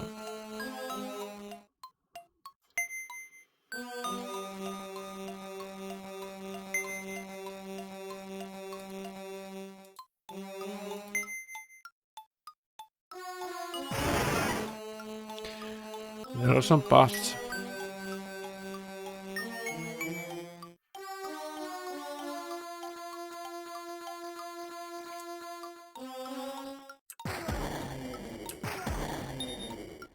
He does not look very well.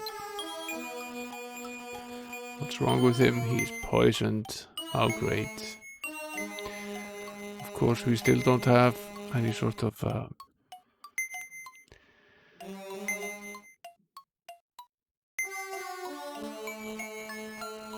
cure for that. But, we can do a little exploring. I'll at least readily admit that this the graphics look pretty good. Lots of bats.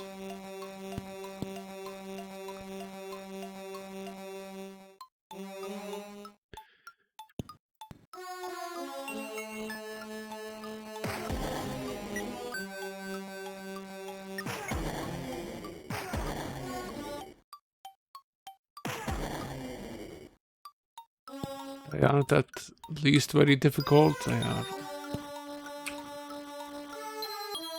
Duncan search? Yes, sure. Let's search the barrel. Found a sacred silver skull. Yes, let's search. Found some gold.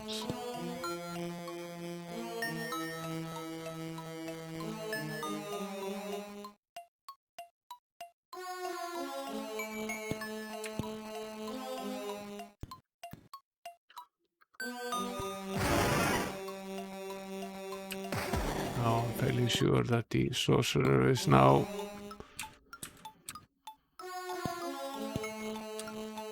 less than well. Let's search here.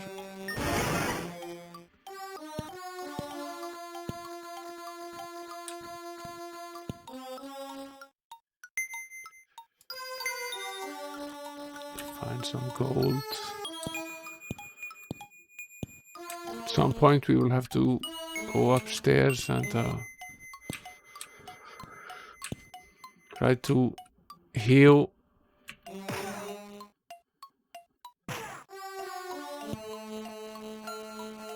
That's a goblin.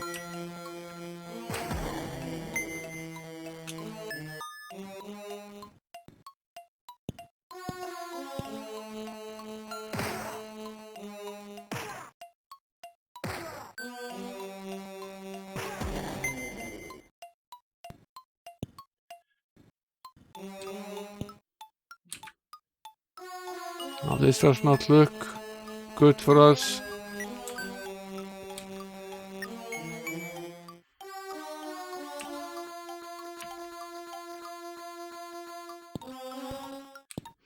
I have a funny feeling that if we go this way, we will be badly hit by these swinging knives there. Take a great deal of damage, which will be less than great for us while we are fairly weak. We could go here, but there are quite a few of these here as well.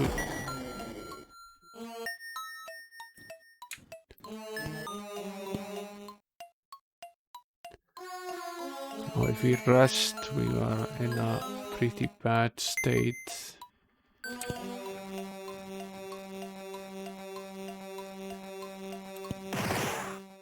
Yeah, we take quite a bit of damage. Yeah, followers are called sheep. Yeah, there is this strange fascination in the game with some different types of monsters. Most of the monsters in this game are not your typical monsters, and what I find rather odd about game number 3 is that it strays even further away from any sort of what you would call normal traditions in terms of D&D monsters. It's way off. Now the sign here says stay south to find the rat overlord.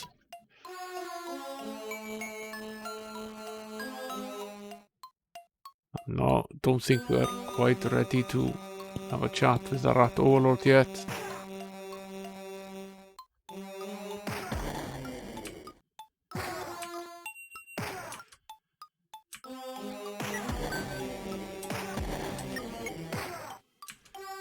We can certainly fight from a distance.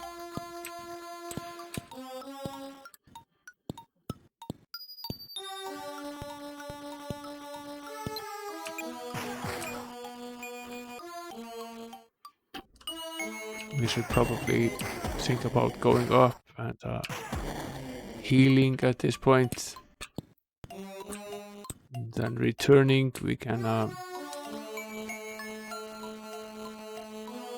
try to be a little bit more careful. We have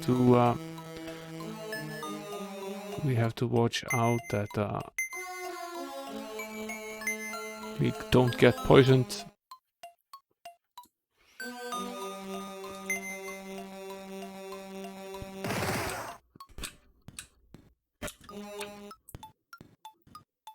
Let's go up.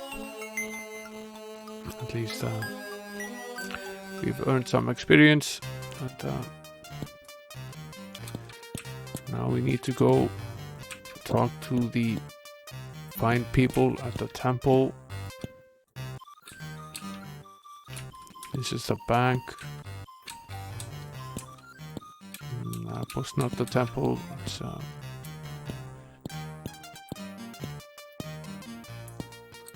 temple here. Yeah, it's here. Yes. We should probably rest before going in there. They don't really need to help us recuperate the characters that are fine and well. They do need to help us with the ones that are not that well.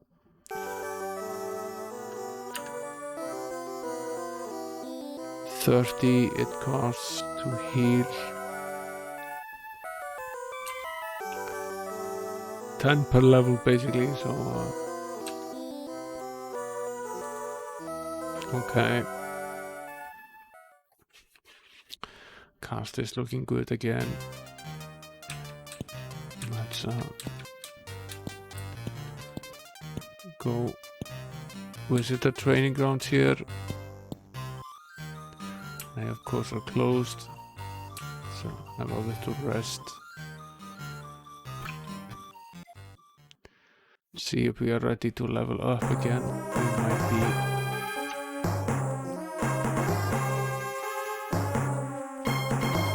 No, pretty close. It's very far off. No.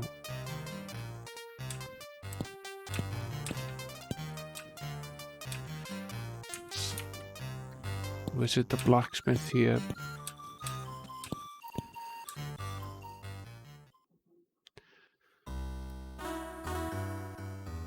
Did find some items here.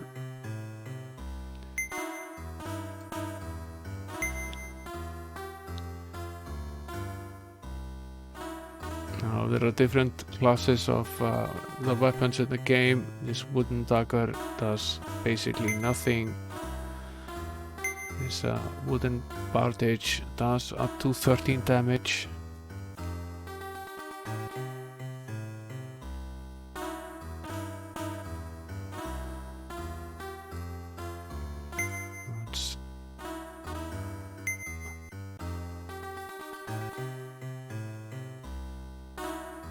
This is a decent weapon. It does 3 to 21.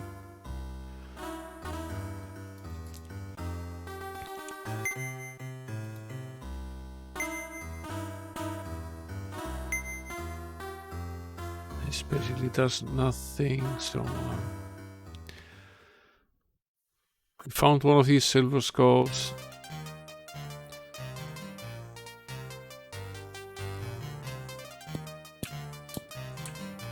Yeah.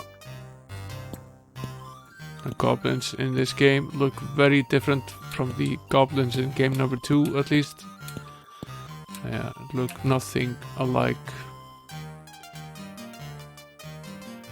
Now we found one of the skulls, and we get 1,000 gold for giving him one of them.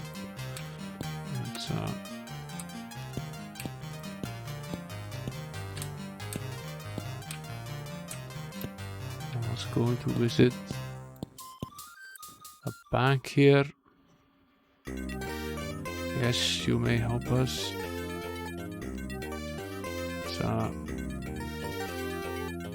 Put some 5,000 gold into the bank here instead of carrying it all around.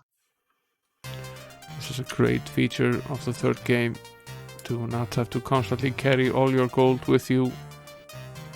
I don't know how many times in game number 2 I had to reload because I had gotten into a fight with some sort of thief which had stolen either all or some of our gold, often to the point where yes, I forgot. Each time you go into the cavern in this version of the game, you need the rope and hook, so you need to go to the blacksmith and buy them.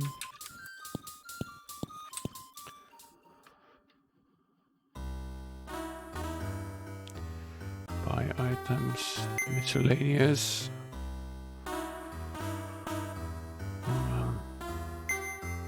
Buy 2 of them here. He also has a potion of curing, but it's potentially just for curing hit points, not poison. Also has a torch. I think one of the magical casters also had a torch. I think she had a torch in her backpack, or was it him that had a torch in his backpack? Yeah. He had some torches, so we can potentially use them instead of having to cast a light spell, which is not that great. I'd like to be able to keep the first aid spell active. So go here again. Save the game right here.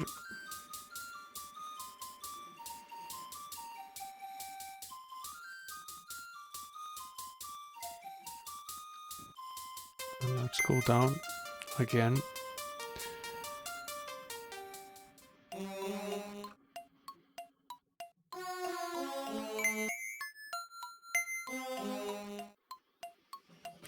We use the torch.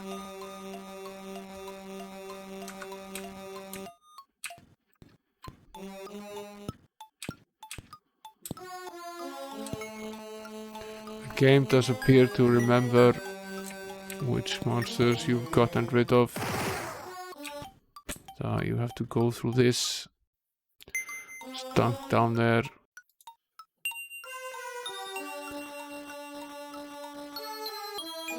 Seem to have gained some might here. I'll assume it's temporary.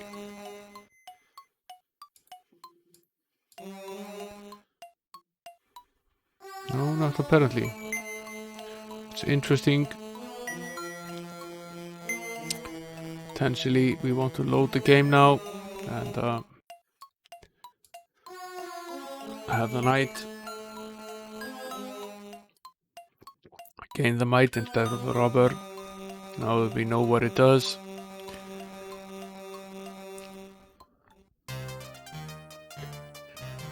go down again.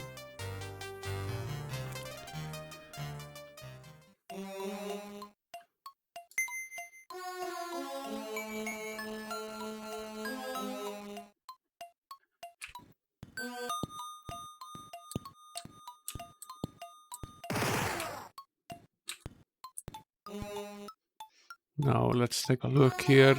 He's at 17. Drunken Search. And we found another of the skulls. It goes to 22, so this is a 5 bonus of might. It's a pretty big bonus. I'll fight the bat.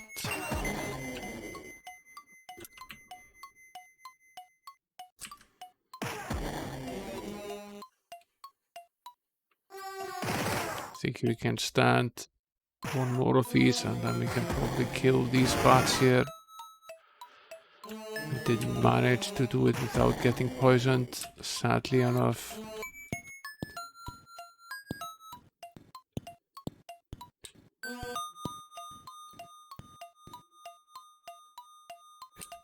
Let's try resting though.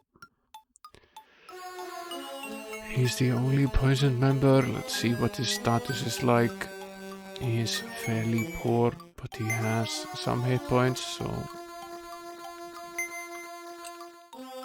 we'll use the second torch here.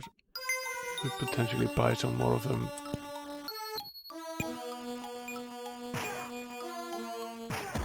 Best to try to attack these from range if we can.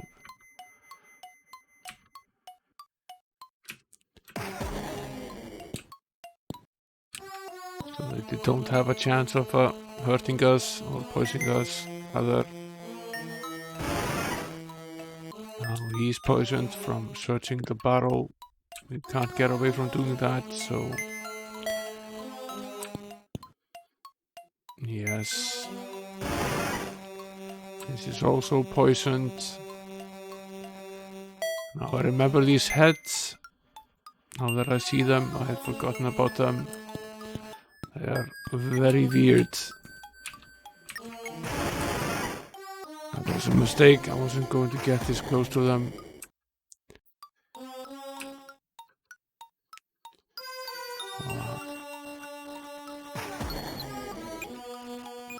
Try to finish this up here.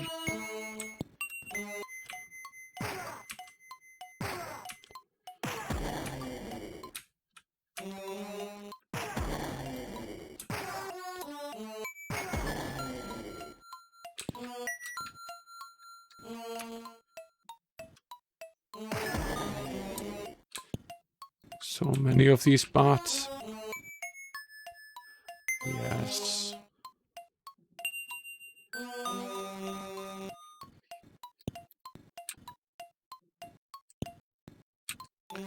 Try to finish up this hall here before going back upstairs. So we don't have to go in here again. Yes. We have gained understanding and wisdom.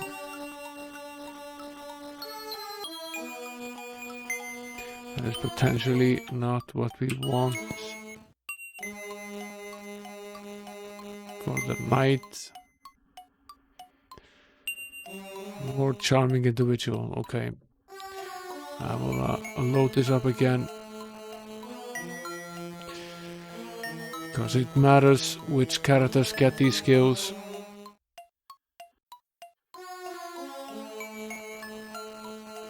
It matters a lot, so we can easily do this again.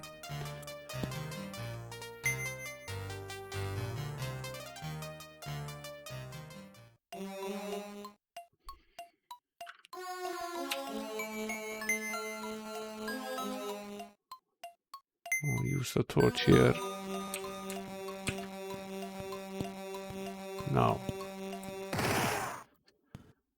this one was for the night.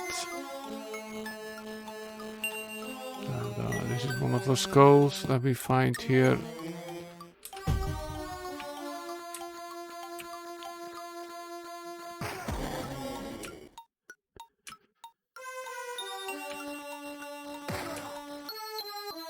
try to fight the bats from distance as much as we can.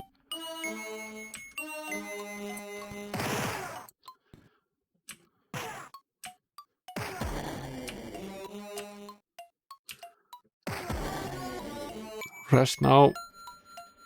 We're cutting through both of these. Use the second torch. And we'll go directly for the barrels at the bottom there.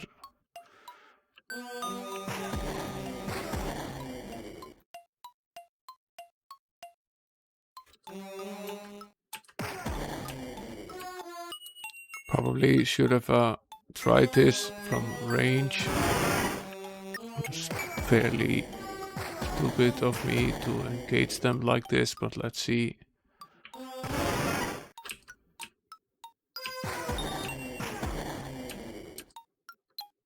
They're really not all that difficult to just carry this poison.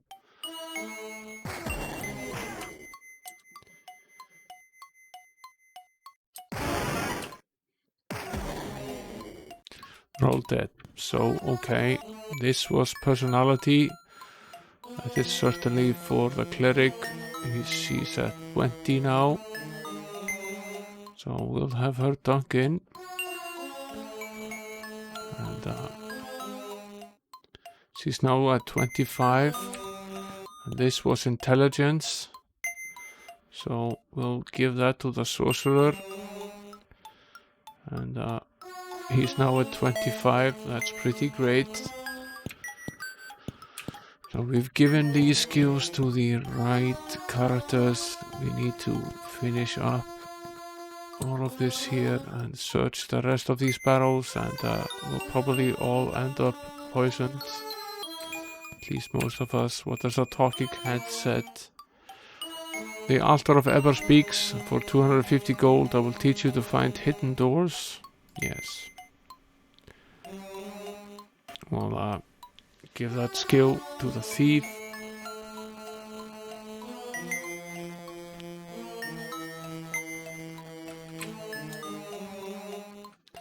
I think he already had that skill, but let's be absolutely certain that he did. And we'll continue dunking into these barrels. There were no other enhancing things in the barrels. It's just a bunch of mostly poisonous stuff here. And we're finished with this room here. Have to be hit with these to get out of here.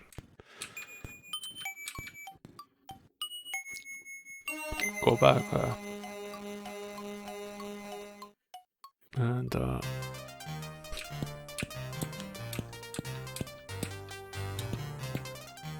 have to visit the temple, try to get healed up. Mostly okay, but a little bit poisoned.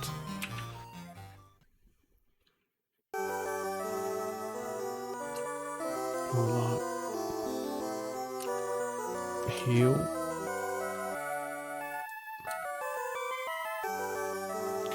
We're fine. And we'll save at this point. And pay a visit to the training grounds. We could also go and visit the skull guy. He's down here. We found 3 more of his skulls. We get 3,000 gold. I think he said he was missing 5 of them, so we found 4 of the 5.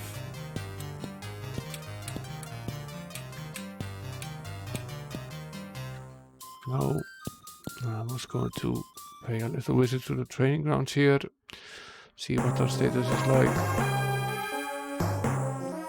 We are eligible for level 4 here.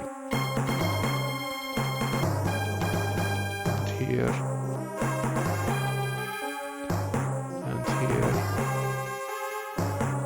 And here. And here. here. Now I want to visit the guild again. It's closed. Let's see what the food status is like. We have plenty of food. Let's use our time to gain experience here. Let's fight some of these suckers here.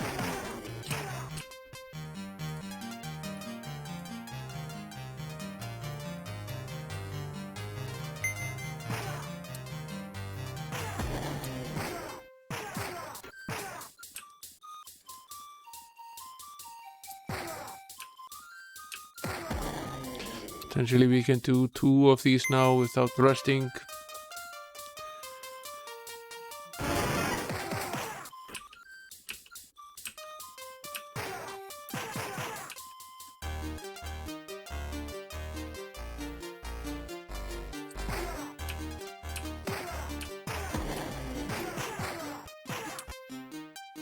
Yeah, we can.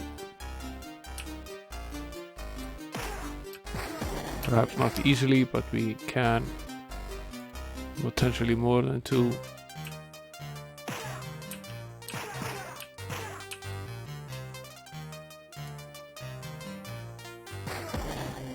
Down we go. We'll rest here. And when we wake up, it will probably be nighttime. What time is it now? It's 6 o'clock. Guild is potentially open. It's only open during night hours. Fine. Have 2 more of these.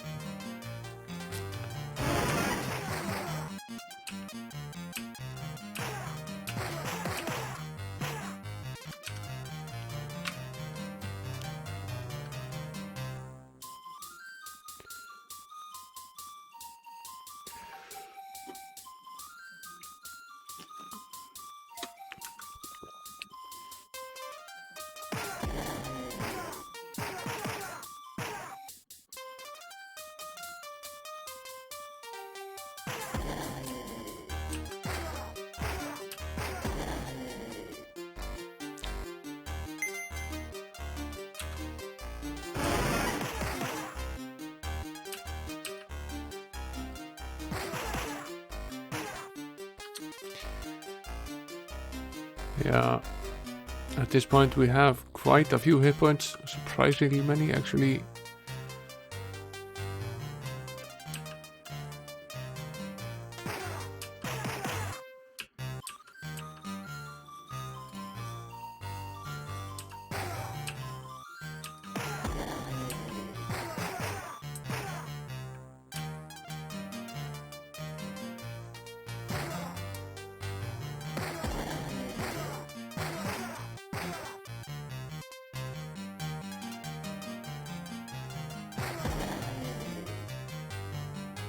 We still have quite a few spell points and quite a few hit points. We can do many more of these.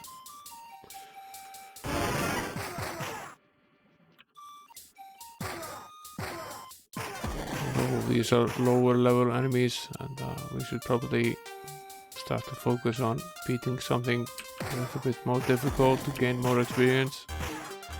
And we are using our time here since we have to wait anyway to gain some experience.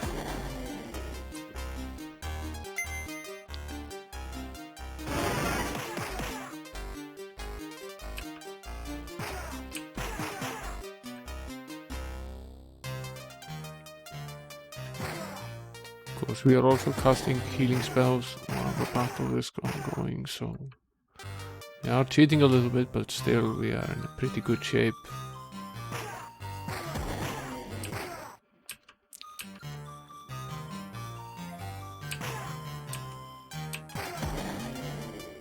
Okay, we'll rest now, and when we wake up the guild will be open. See what they can do for us now. We've leveled up to level 3, so we should be at spell level 2 now.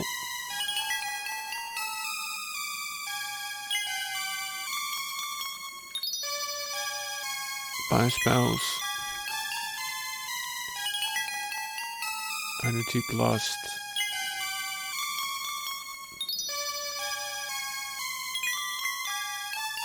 Create rope. Toxic cloud.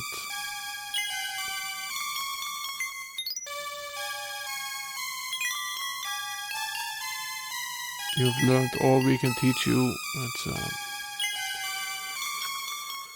I somehow I am wondering now whether the clerical spells are also learned at the guild. That was not the case in game number 2. In game number 2 the clerical spells were had to be learned at the temple, while the sorcerer spells were all learned at the guild.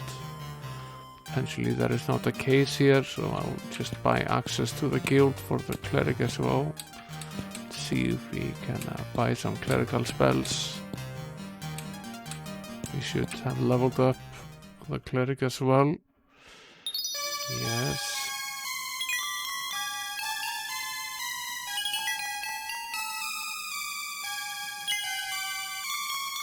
Yeah, that is the case. So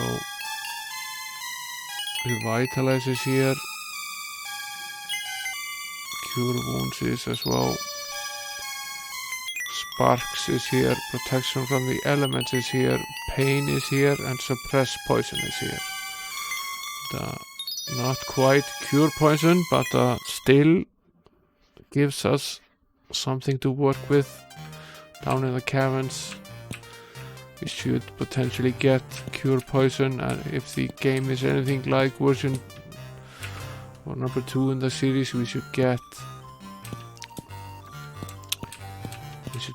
cure poison at spell level 3, which is at level 5, which we are pretty close to reaching actually. Let's go down into the cavern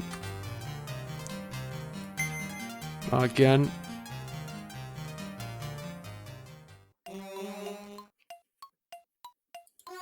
Now we don't have any more torches, so we have to cast the light spell.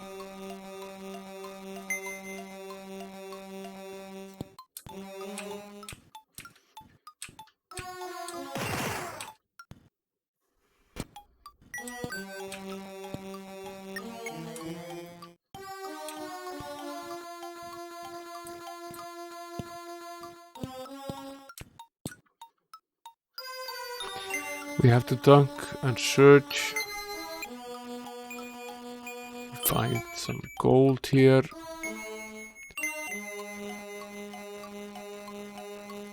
Okay.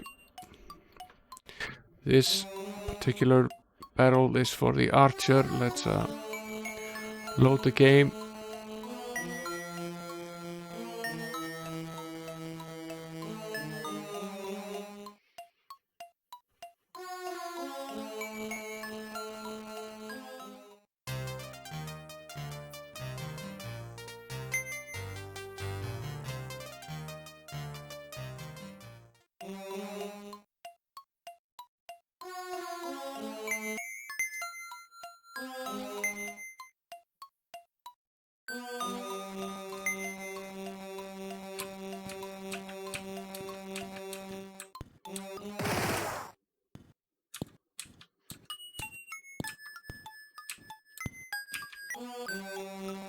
We'll just have the archer dunk into both barrels, and it will increase his accuracy.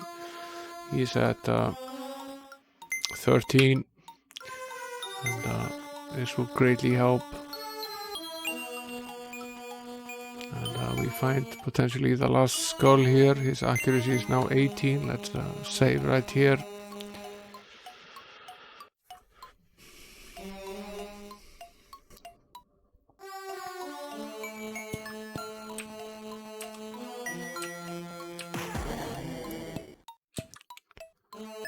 Yes.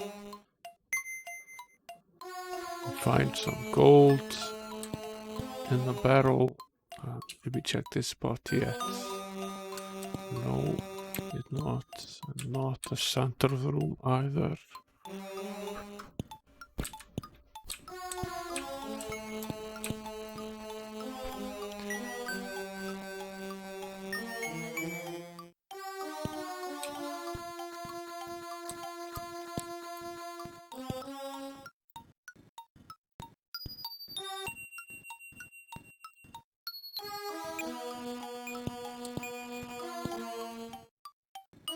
back here.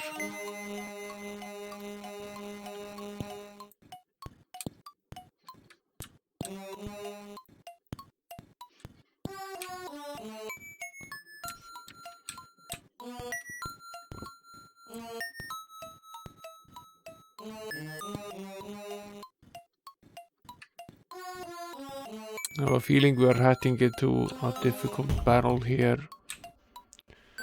And this is potentially difficult as well. Where are we? We have still doing okay, but of course we have to turn around here. And we are in pretty sorry shape right now. Let's rest before we attempt this.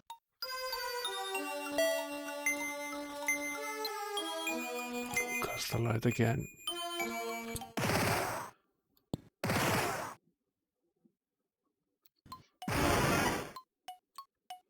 Now of course we find ourselves in a battle with a bat while being bludgeoned to death here. Have to suppress this poison to the best of our ability.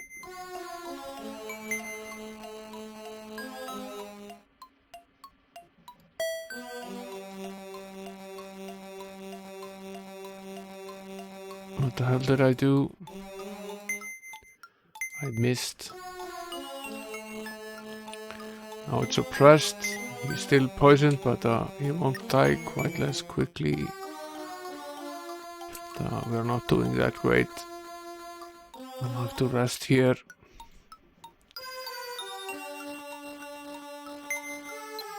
He's pretty badly situated right now, but he will have to do.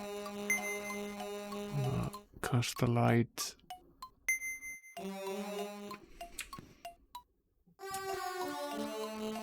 Oh, there's some fun to be had here.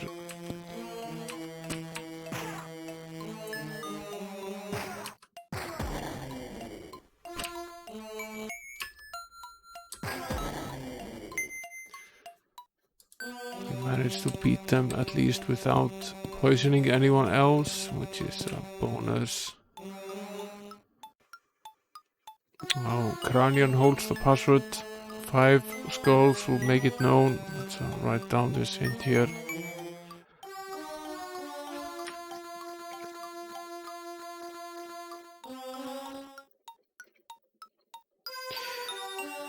I assume this means that when we give him the skulls, we will receive a password as a prize. Well, what that password does remains to be seen. Let's see what the talking head wants. The altar of Sufe speaks. For 200 gold I will teach you to swim. Not right now. Where are we? 15.8. So write this down.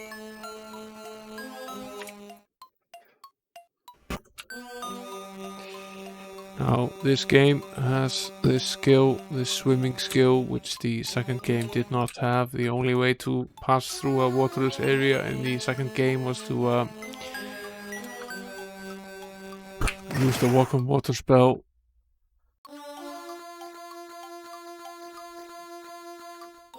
Now we need the password to be able to enter into this area. What be the word for me if ever the other side to see?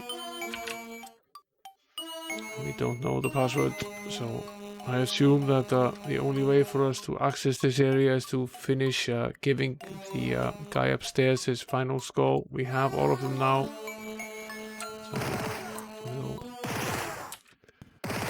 kill ourselves mostly with these endless knives here and try to find our way back.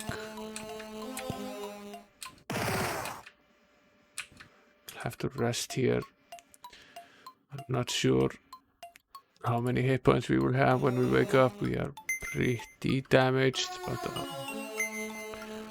let's get the light up.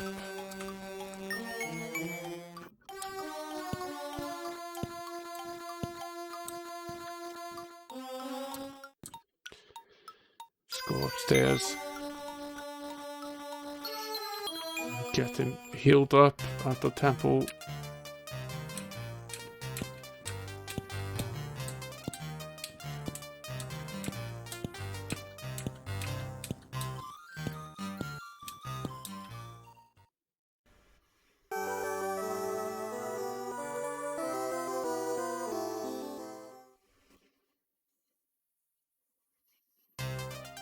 And then we'll visit the skull guy, see if he gives us a password.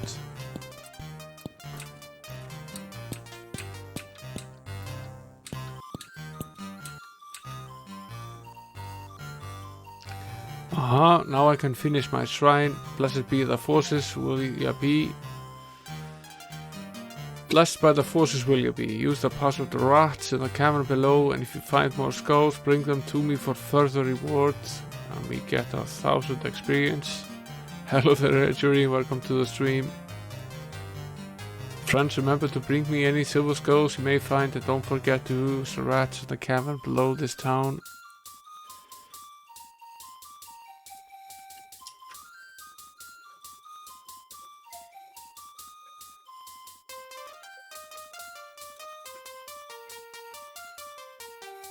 Fine.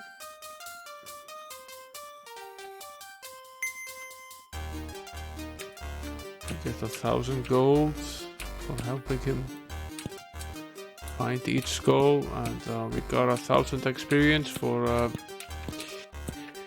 completing the 5 skulls. That's a decently good price at this point in the game. With 1,000 experience, it's almost an entire level. Go to training. We are able to train to level 5 here.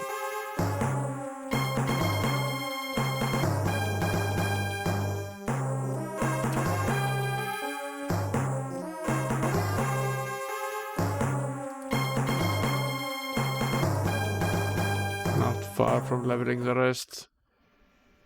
Yeah, rats was the password. I wrote it down.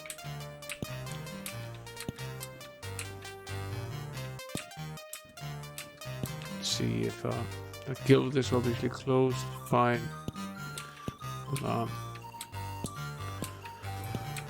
Make our way to the cavern below again and see if we can finish off this rat race.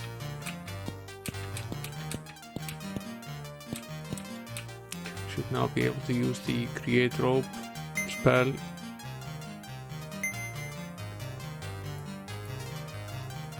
Is there a way to...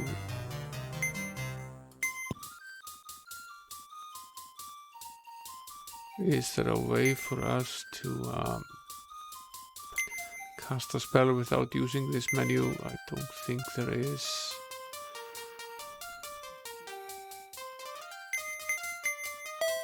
Was it a sorcerer that got the create rope spell? Yes. Yes. Go downstairs.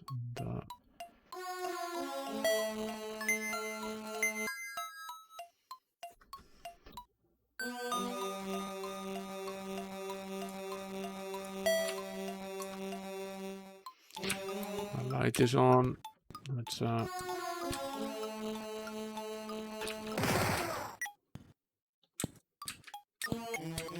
we'll stay south to find the rat overlords.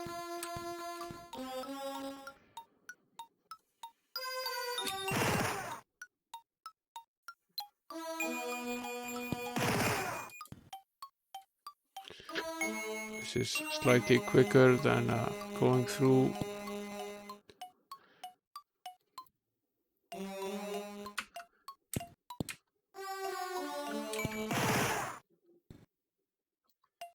Rat is the password.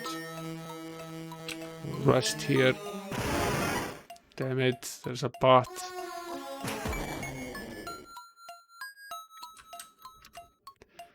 How unfortunate was that? There's another damn bat. Should have gone one more forward here. They are now pretty badly dinged up. Let's We will probably be okay for a little bit. Let's use the suppress poison spell.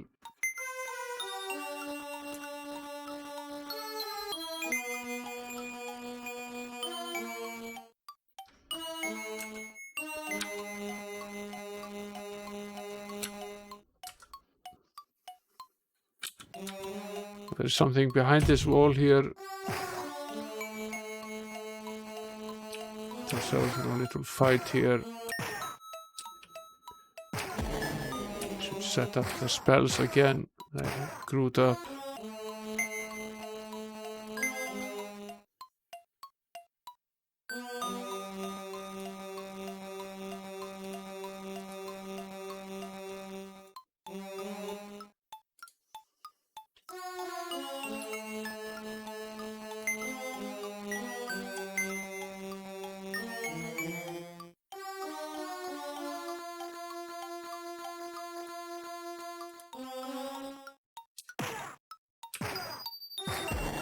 Not quite ready to start using the spells that require gems to be cast. That's we only have very few gems, so it's a bad idea at this point in the game. But we are getting some of them in the repertoire.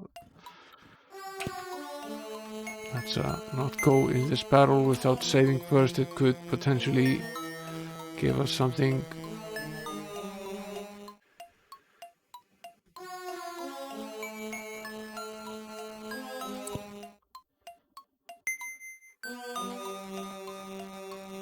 You feel stout like never before.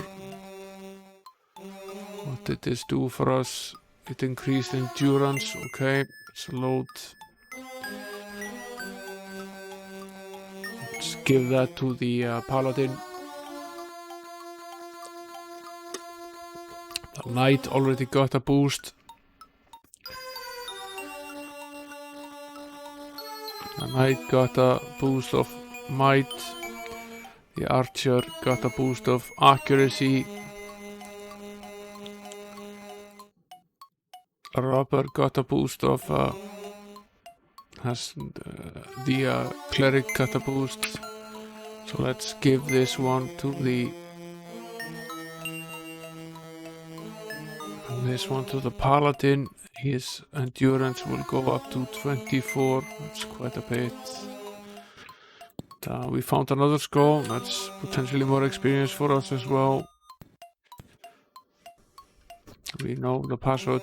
It is rats. There's another hidden level behind this one.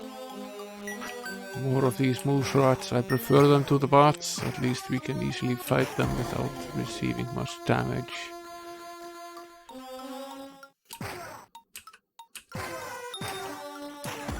Now these guys used to be quite tough. Now we are going through them fairly easily. This is a potentially huge area here.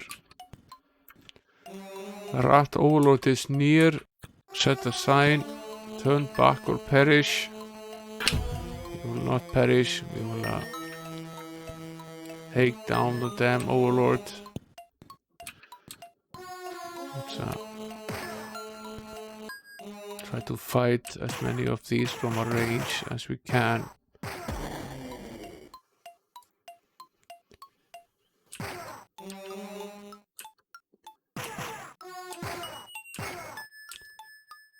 This is a real battle.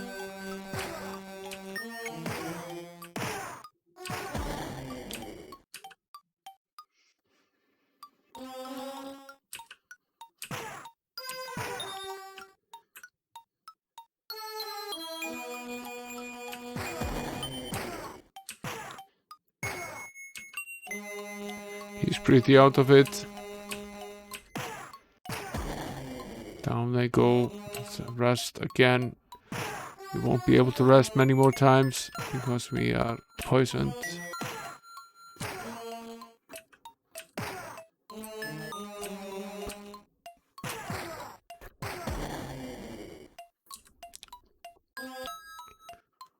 We will survive one more time, and then we will potentially have to go back upstairs and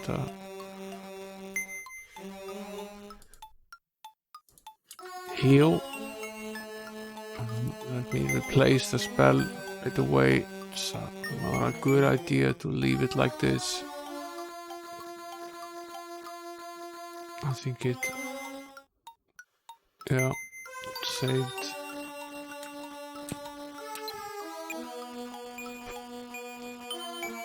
Are we going backwards? Yes, we are.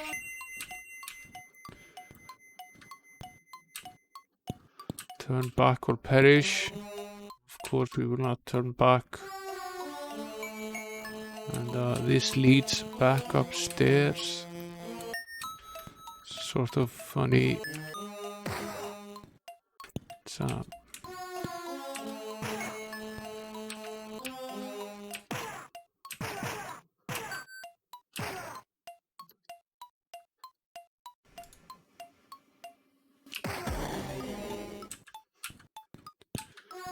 leads back up into the town itself, so we go down to the cavern to go back up. That's a plot twist that certainly wasn't in the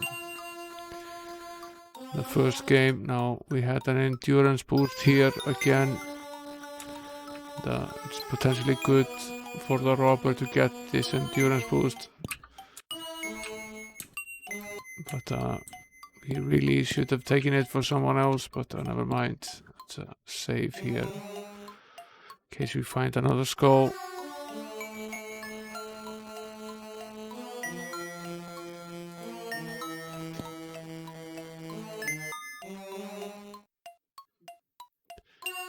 This is another endurance boost, this time for the sorcerer, which badly needs it.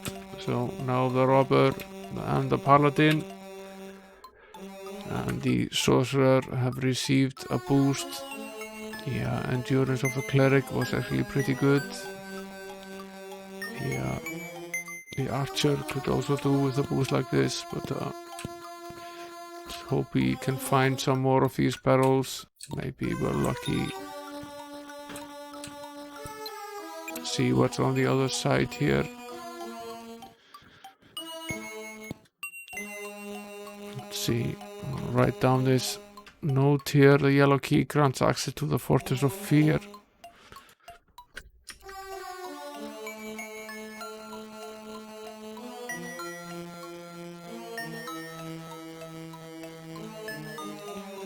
Things that are good to know. There's one more barrel here. Let's have the sorcerer dunk in. Your body is overcome with quickening. That's not particularly good. We got a lot of speed. Let's load. Give the speed to the archer. Or potentially the knight. Either one.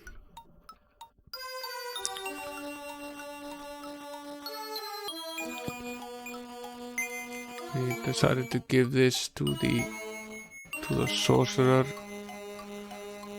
It's 18, 19.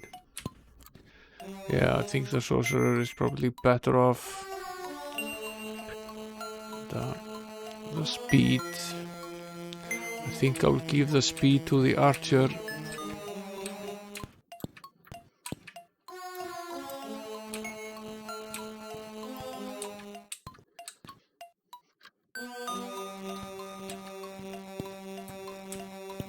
Or the thief. Let's give the speed to the thief. It's probably best.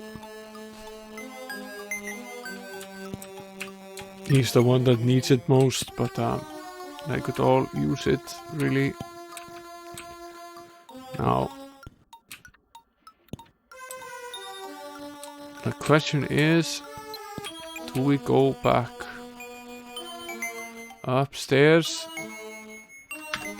Or do we try our luck with the Rat Overlord in our current state? We are not 100%. We are slightly damaged, but things could realistically be a lot worse. Let's try it. Try our luck here.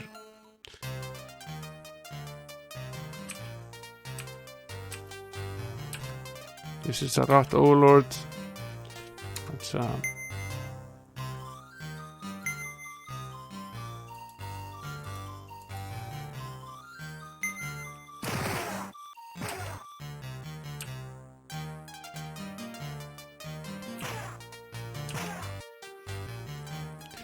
I was tempted to do here, I was tempted to switch spells. I want to switch to the Energy Blast spell, which although it costs us a gem, it's probably worthwhile for this particular battle. And then switch back next time.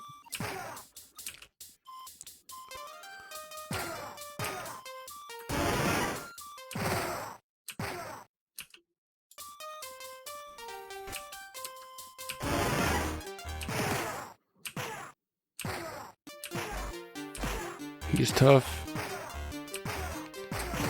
Unsurprisingly, he might survive. He goes down.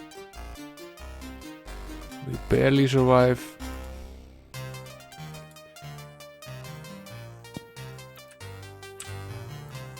And going down straight away. So probably safe, even though we are slightly poisoned.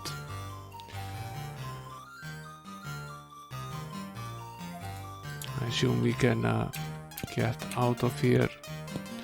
There's a piece of treasure here.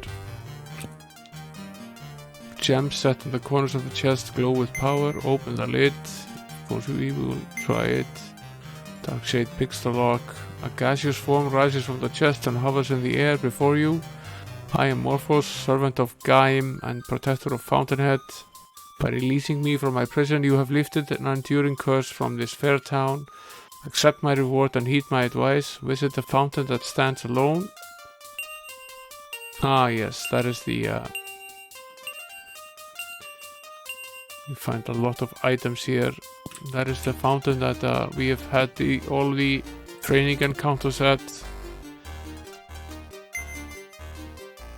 We found apparently a robot hooks to get back. That's good. Did we perhaps find a torch as well?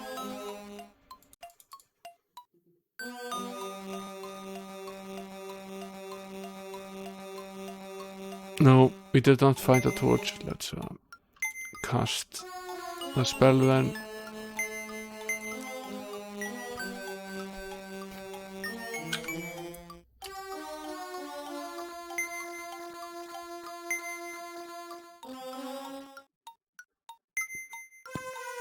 And we need to find our way back here.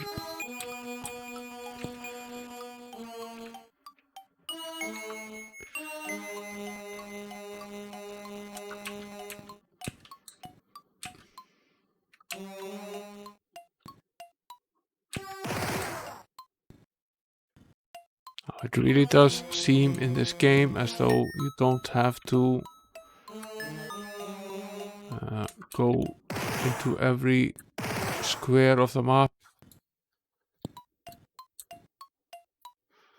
There's quite a bit of this cavern that according to this map we have not explored, but there appears to be nothing left of it. We appear to have finished most of it, perhaps not the not this part.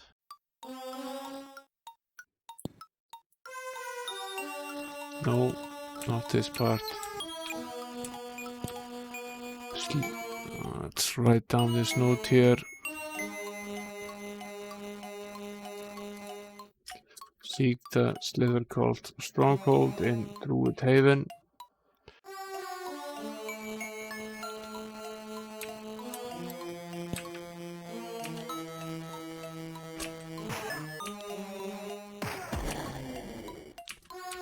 Lots and lots and lots of goblins here. I'm gonna try to attack them from range if we can.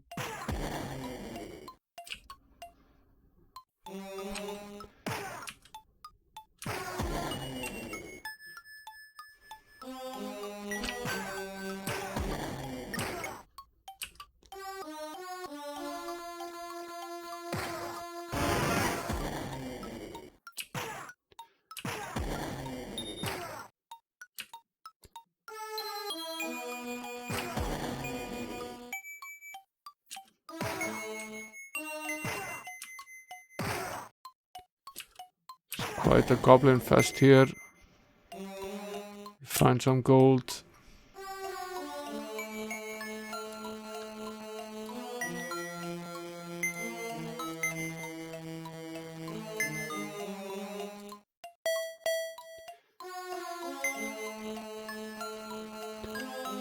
Save here.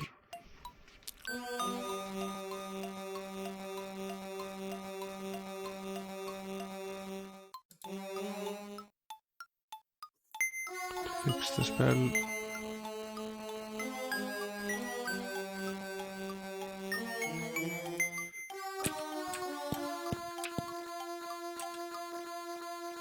More goblins.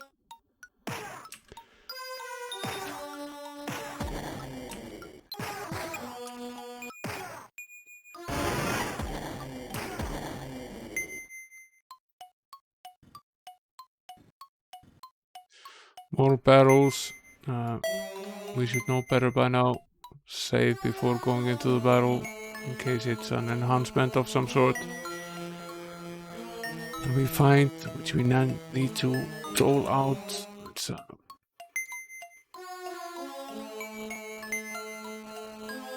just gold.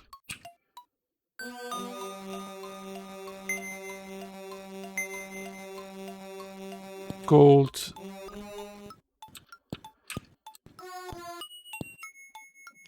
After Chuchi speaks, for 100 gold I will grant you direction sense, so you may always know your way. Yes.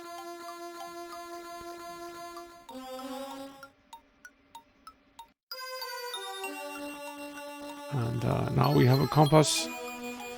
And the archer has learned a new skill, the skill of direction sense. And the compass is certainly useful. The altar of Yu speaks for 500 gold. I will make you sense the unseen dangers. I think we already have this, or we might not. What skill is this? Danger sense. I think no one had that.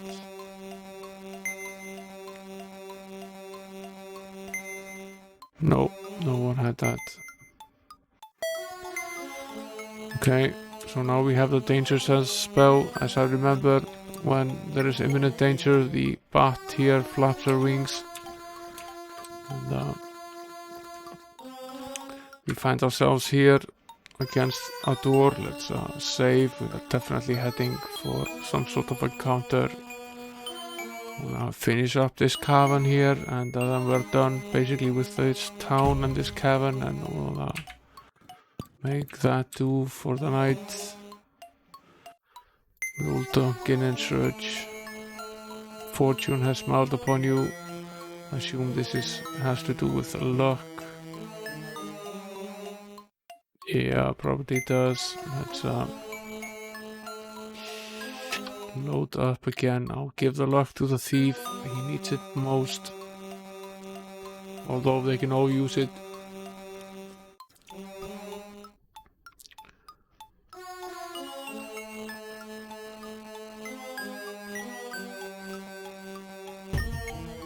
Sort of funny to be getting this much help at the start of the game, basically.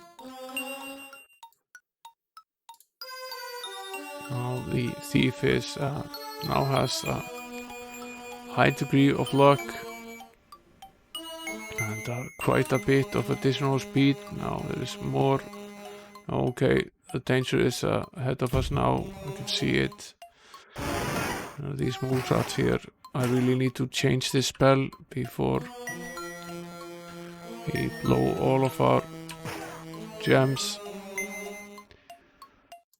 Set the spell back to the elemental arrow. It's not the best spell in the world, but it's still powerful enough against these suckers here.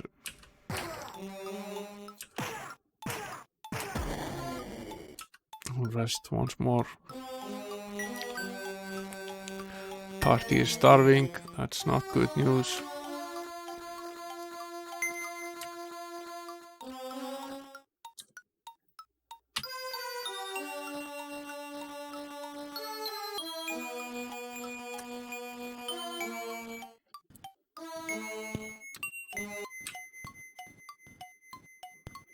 We'll head up in a bit.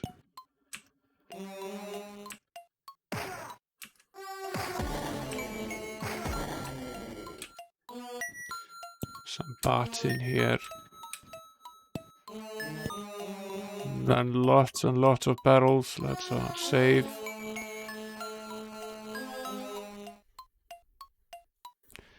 See what's in all of them.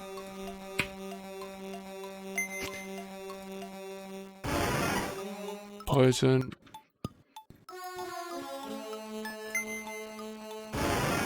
More poison.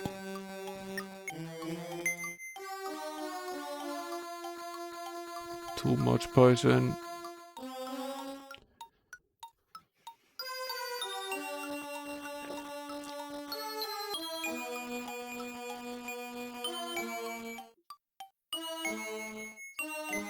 Now, some of these character members have been poisoned for a while now, so...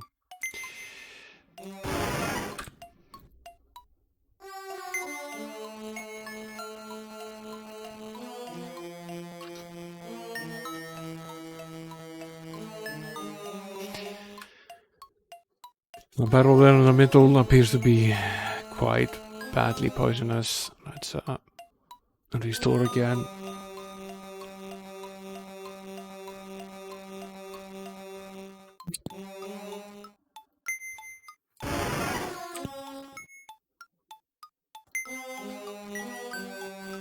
No, it is actually just seems to be a killer.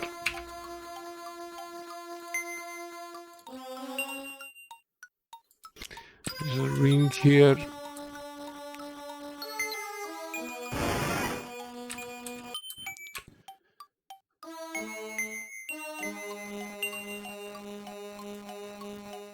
And a glaive. Those are basically the objects that we find here.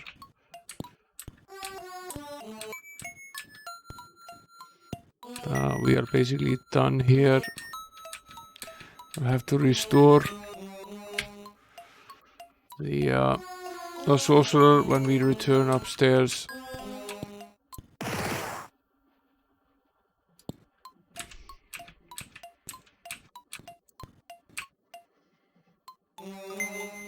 We'll go see what time is it when we get upstairs. 6:18 a.m. Go visit the skull guy first. Let's give him some of his skulls. Get a lot of gold. And then we'll go head over to the temple.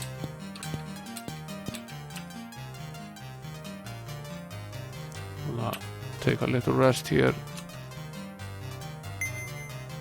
Some characters may die. That doesn't sound very good. Let's use some of this gold to heal up.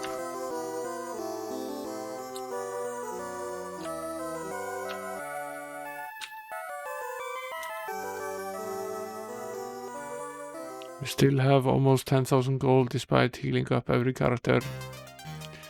So we've gained quite a bit of gold. What time is it? It's 7 a.m. here. I assume that the tavern is still closed, but the blacksmith is open. Let's see what we have here.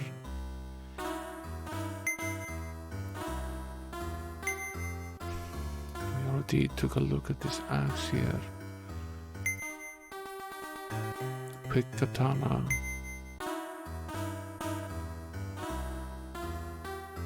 Gives us +2 speed, does 4 to 12 damage. Potentially a good weapon.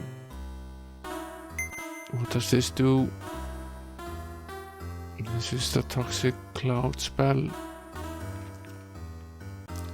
Potentially useful as a... What is this? This is the create rope spell. So I have this pearl mace here. Does 4 to 10 damage. For which classes? Pretty much any class. Okay. Potentially useful. Then we have this silver shield. +6. That's very good. What does this brass ring do?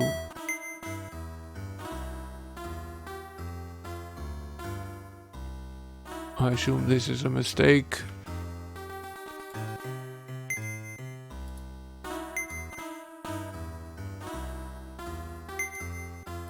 I assume this is a mistake, but let's see what happens if we try to edit. Probably bad things will happen, but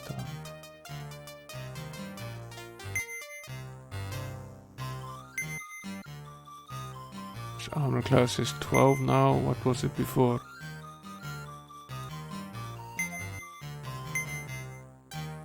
14, so it's actually -2. Okay. So that won't help us very much. We'll equip this, however. So remove this shield and equip him with this one instead. He goes from 14 to 16. That's a good improvement.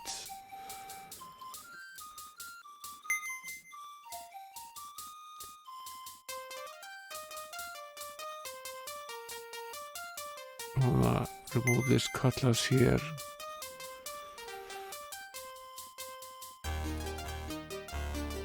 Equip this mace instead. No, actually not. Equip this glaive instead. Okay. Equip this mace then.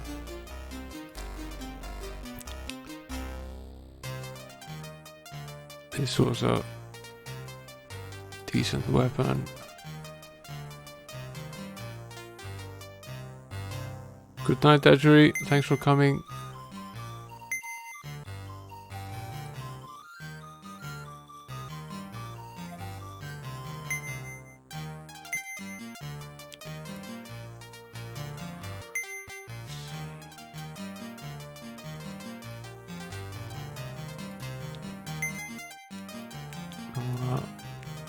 Equip the short sword here and equip this quick katana instead. It will increase our speed as well.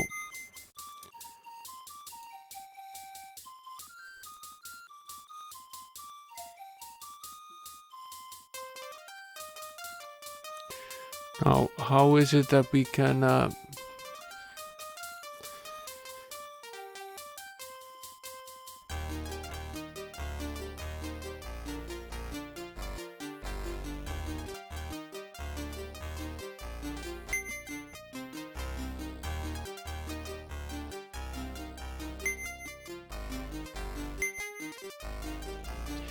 how could we possibly trade items between characters? Is that simply impossible in the game? It's very weird.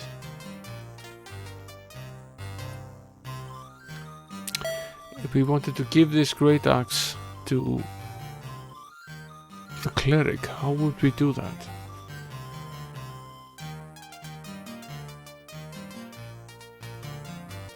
Hello there, your mom.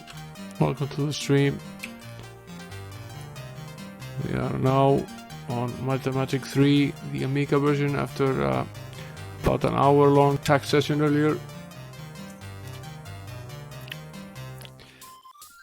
Yeah, this is the best one that I've played, but then again I've only played 1, 2, and 3, so perhaps that isn't completely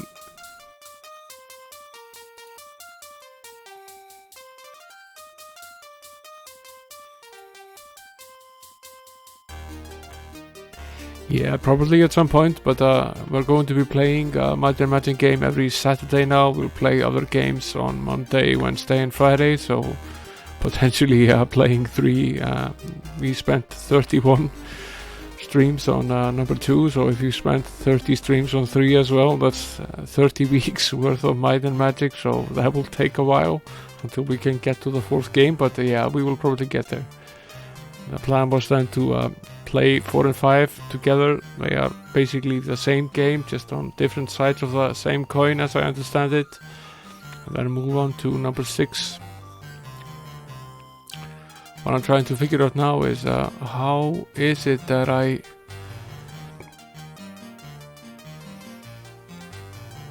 how can I trade items between characters? Is that simply impossible?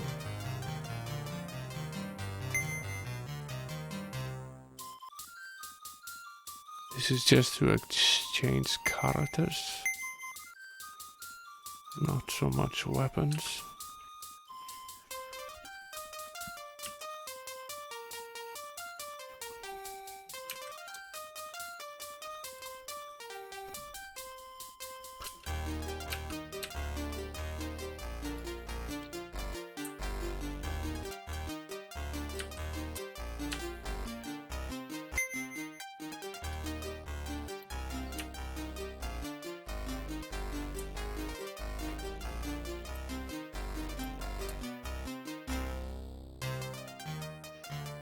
Indeed, it does not appear to be possible to exchange items between characters.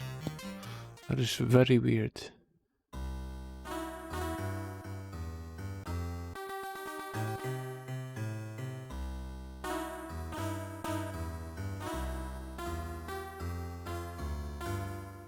I thought so too.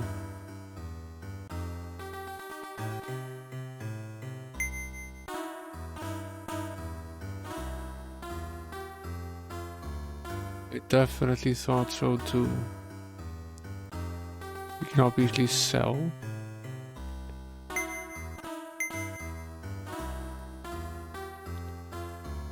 I assume that if we sell, we can buy it back, or let's try it here. Let's leather katana. He doesn't have one of those. So if we go here and sell him the leather katana, can we buy it? No, we can't buy it. This is weird.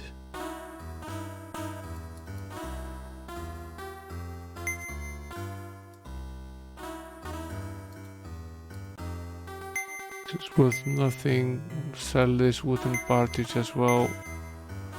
Sell this short sword.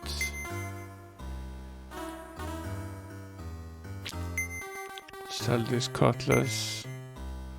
Sell the old shield here. Sell this club.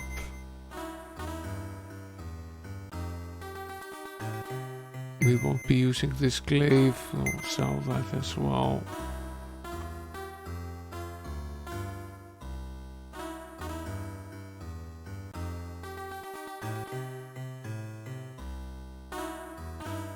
I need to fix this scale armor here.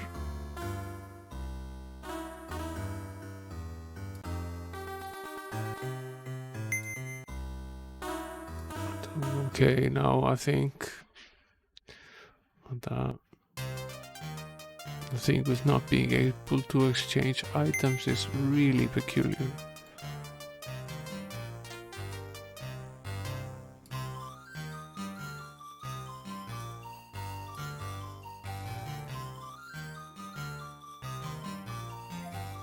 Okay, you can.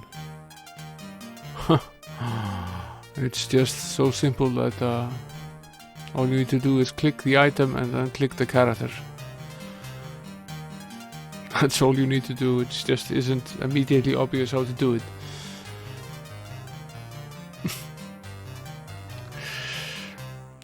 Yeah, made absolutely no sense that you can do this, and obviously you can, so let's...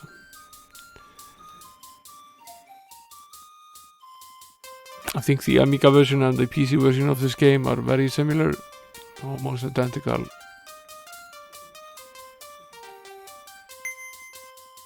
Okay, yeah. What time is it? It's 9:13 AM. Let's see if we can. The tavern is probably still closed. Yes. Just sort of a bummer. We need to buy some food, but let's visit the training grounds first. Yes, we are in need of training.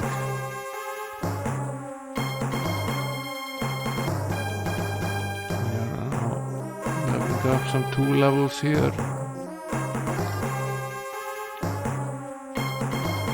We've done okay for tonight. We've leveled level 6, level 6, level 6. The thief is at level 7 now. Everyone else is at level 6. And so we did a pretty good job. Did not do badly here. I assume that the guild is closed. Yes, it is. Now, this fountain here obviously holds something for us now. An effervescent voice gargles from the water. Give freely of your wealth of gold. If greater experience be your goal, will you drop gold in my fountain bowl? Okay, this is gold for experience. Old staple from the game.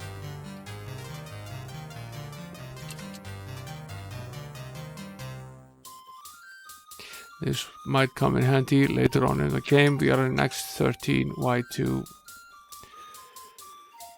Let's remember this point here. I've written it down.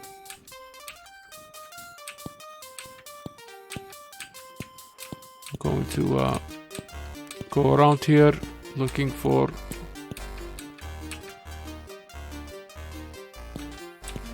any potential hidden doors and walls. The game will let us know. We don't need to constantly bash everything.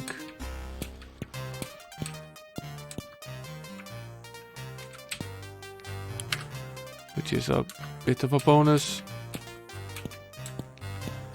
It was fairly annoying in the old game how much you needed to constantly be bashing every wall. Nothing here. I think we are at this point. What happens if you throw in a coin now? You get hints. So lots of hints to write down then.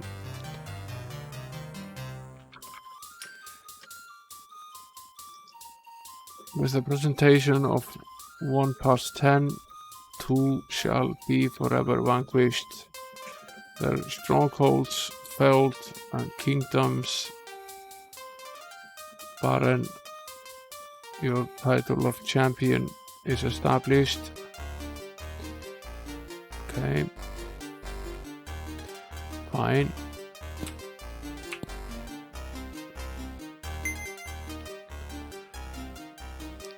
Now that we've solved the Rat Overlord mystery, all of these are giving us hints. Powerful orbs hold the key for ultimate rule of the land. Deliver them to the kings of 3 to strengthen their command.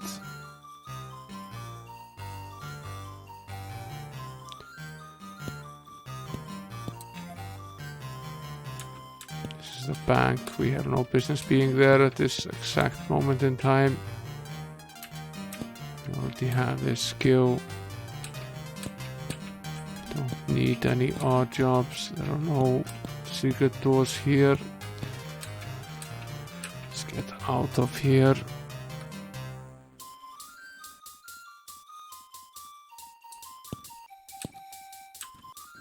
We've been here, let's go back here. There are plenty more of these fountains to be found.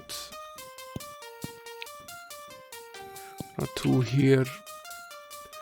Throw in a coin.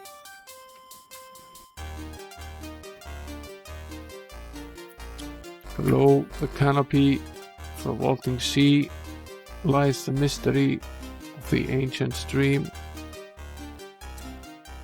An ultimate adventurer must here be to unravel their tangled scheme. Fine. Put that down.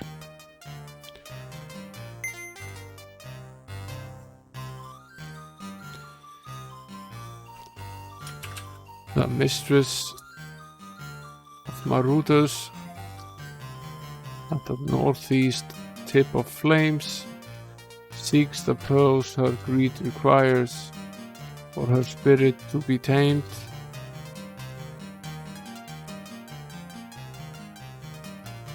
Fine. This is the temple. No business being there at this point. Visit the rest of these fountains.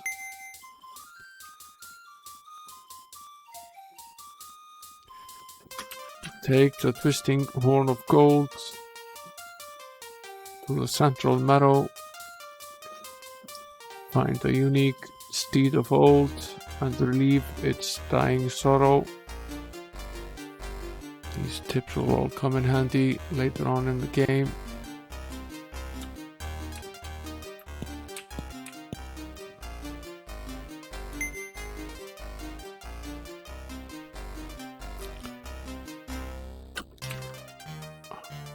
Oops. Accidentally. Yes. 6 brothers settled in the land with names arranged in certain chords. One then vanished from the band and left the others in remorse.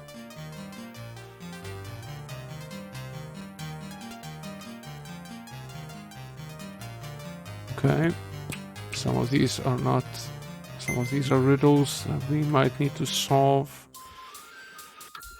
Ancient items of evil and good and neutrality 2 were concealed. Search the sands, mountains and woods, for their value will soon be revealed.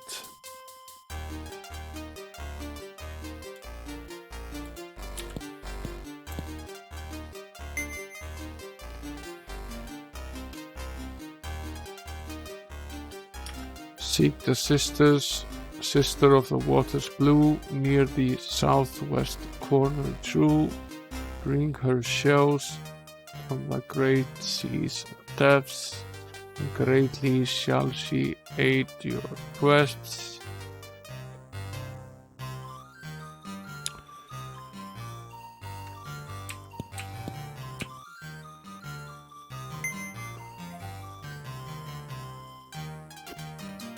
Entombed in curse, the princess sits. Raw sorrow fills her halls. Gifts of heart to her submit, to breach her loveless halls.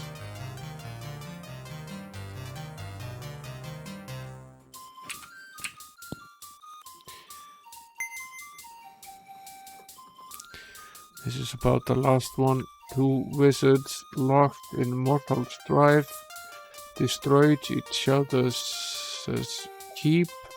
Now bound in life that isn't life, they seek the peaceful sleep. This might be referencing the good and evil wizards from game number 2. Potentially it is. We don't know yet. Let's see, are there any... This is the teleport.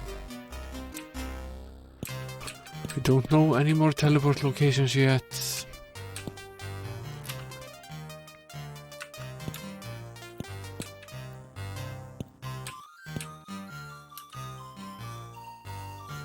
Now, the Rat Overlord was over there. It appears that there is nothing else left in this town for us.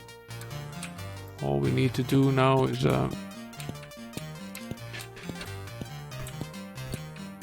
we sort of need to be able to visit the tavern to buy some food. It's 12:43 p.m. Let's have a little nap here and then go visit the tavern. Yes, you may. Let's hear some rumors.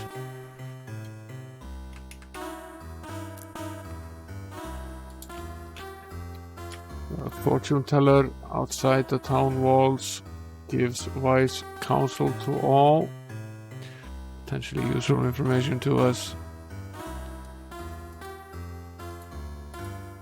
We'll have a drink. We know this. We're drunk. That's good. Let's have some food.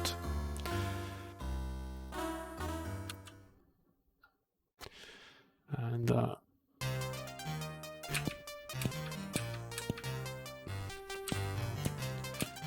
let us sign into the inn here.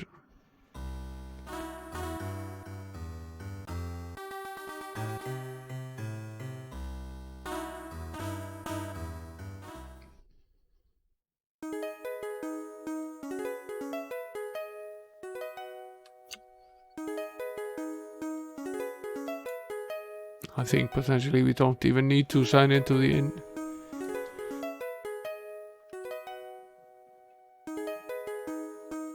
But I did so anyway. So we'll save.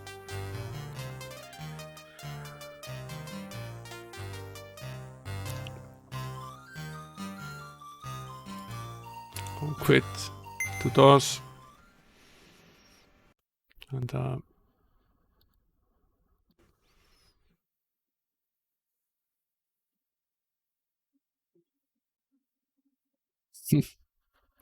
that's nice and stable. Quitting does not work very well. Even resetting didn't work very well.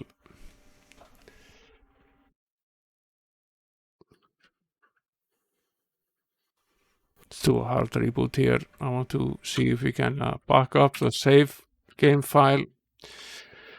The only potential problem this version has, and was warned about, is that potentially the save game file isn't completely stable. So I want to make a quick backup here before we retire for the night.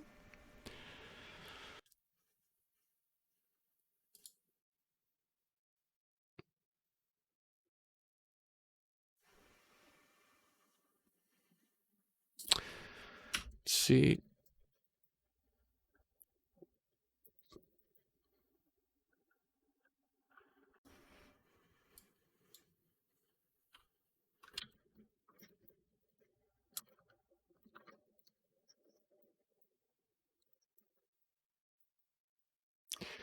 OCS games 02 games underscore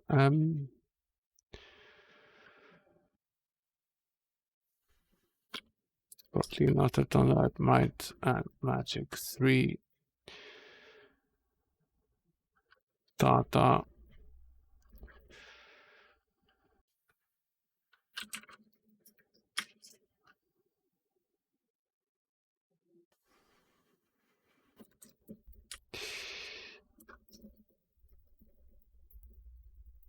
Now I will copy all of the save.mm3 files into the save backups here, and then I will delete the save 00, the save 01, the save 02, and the save 03 file, because potentially they are the ones that we created at the start of the game that didn't work. So we'll move our current save to save 00. That should then be the only save file. And that should be fine. Let's hope it is. Switch back to the PC here. And let's see if there's anybody on that we might potentially be interested in raiding. I'm not sure that is the case.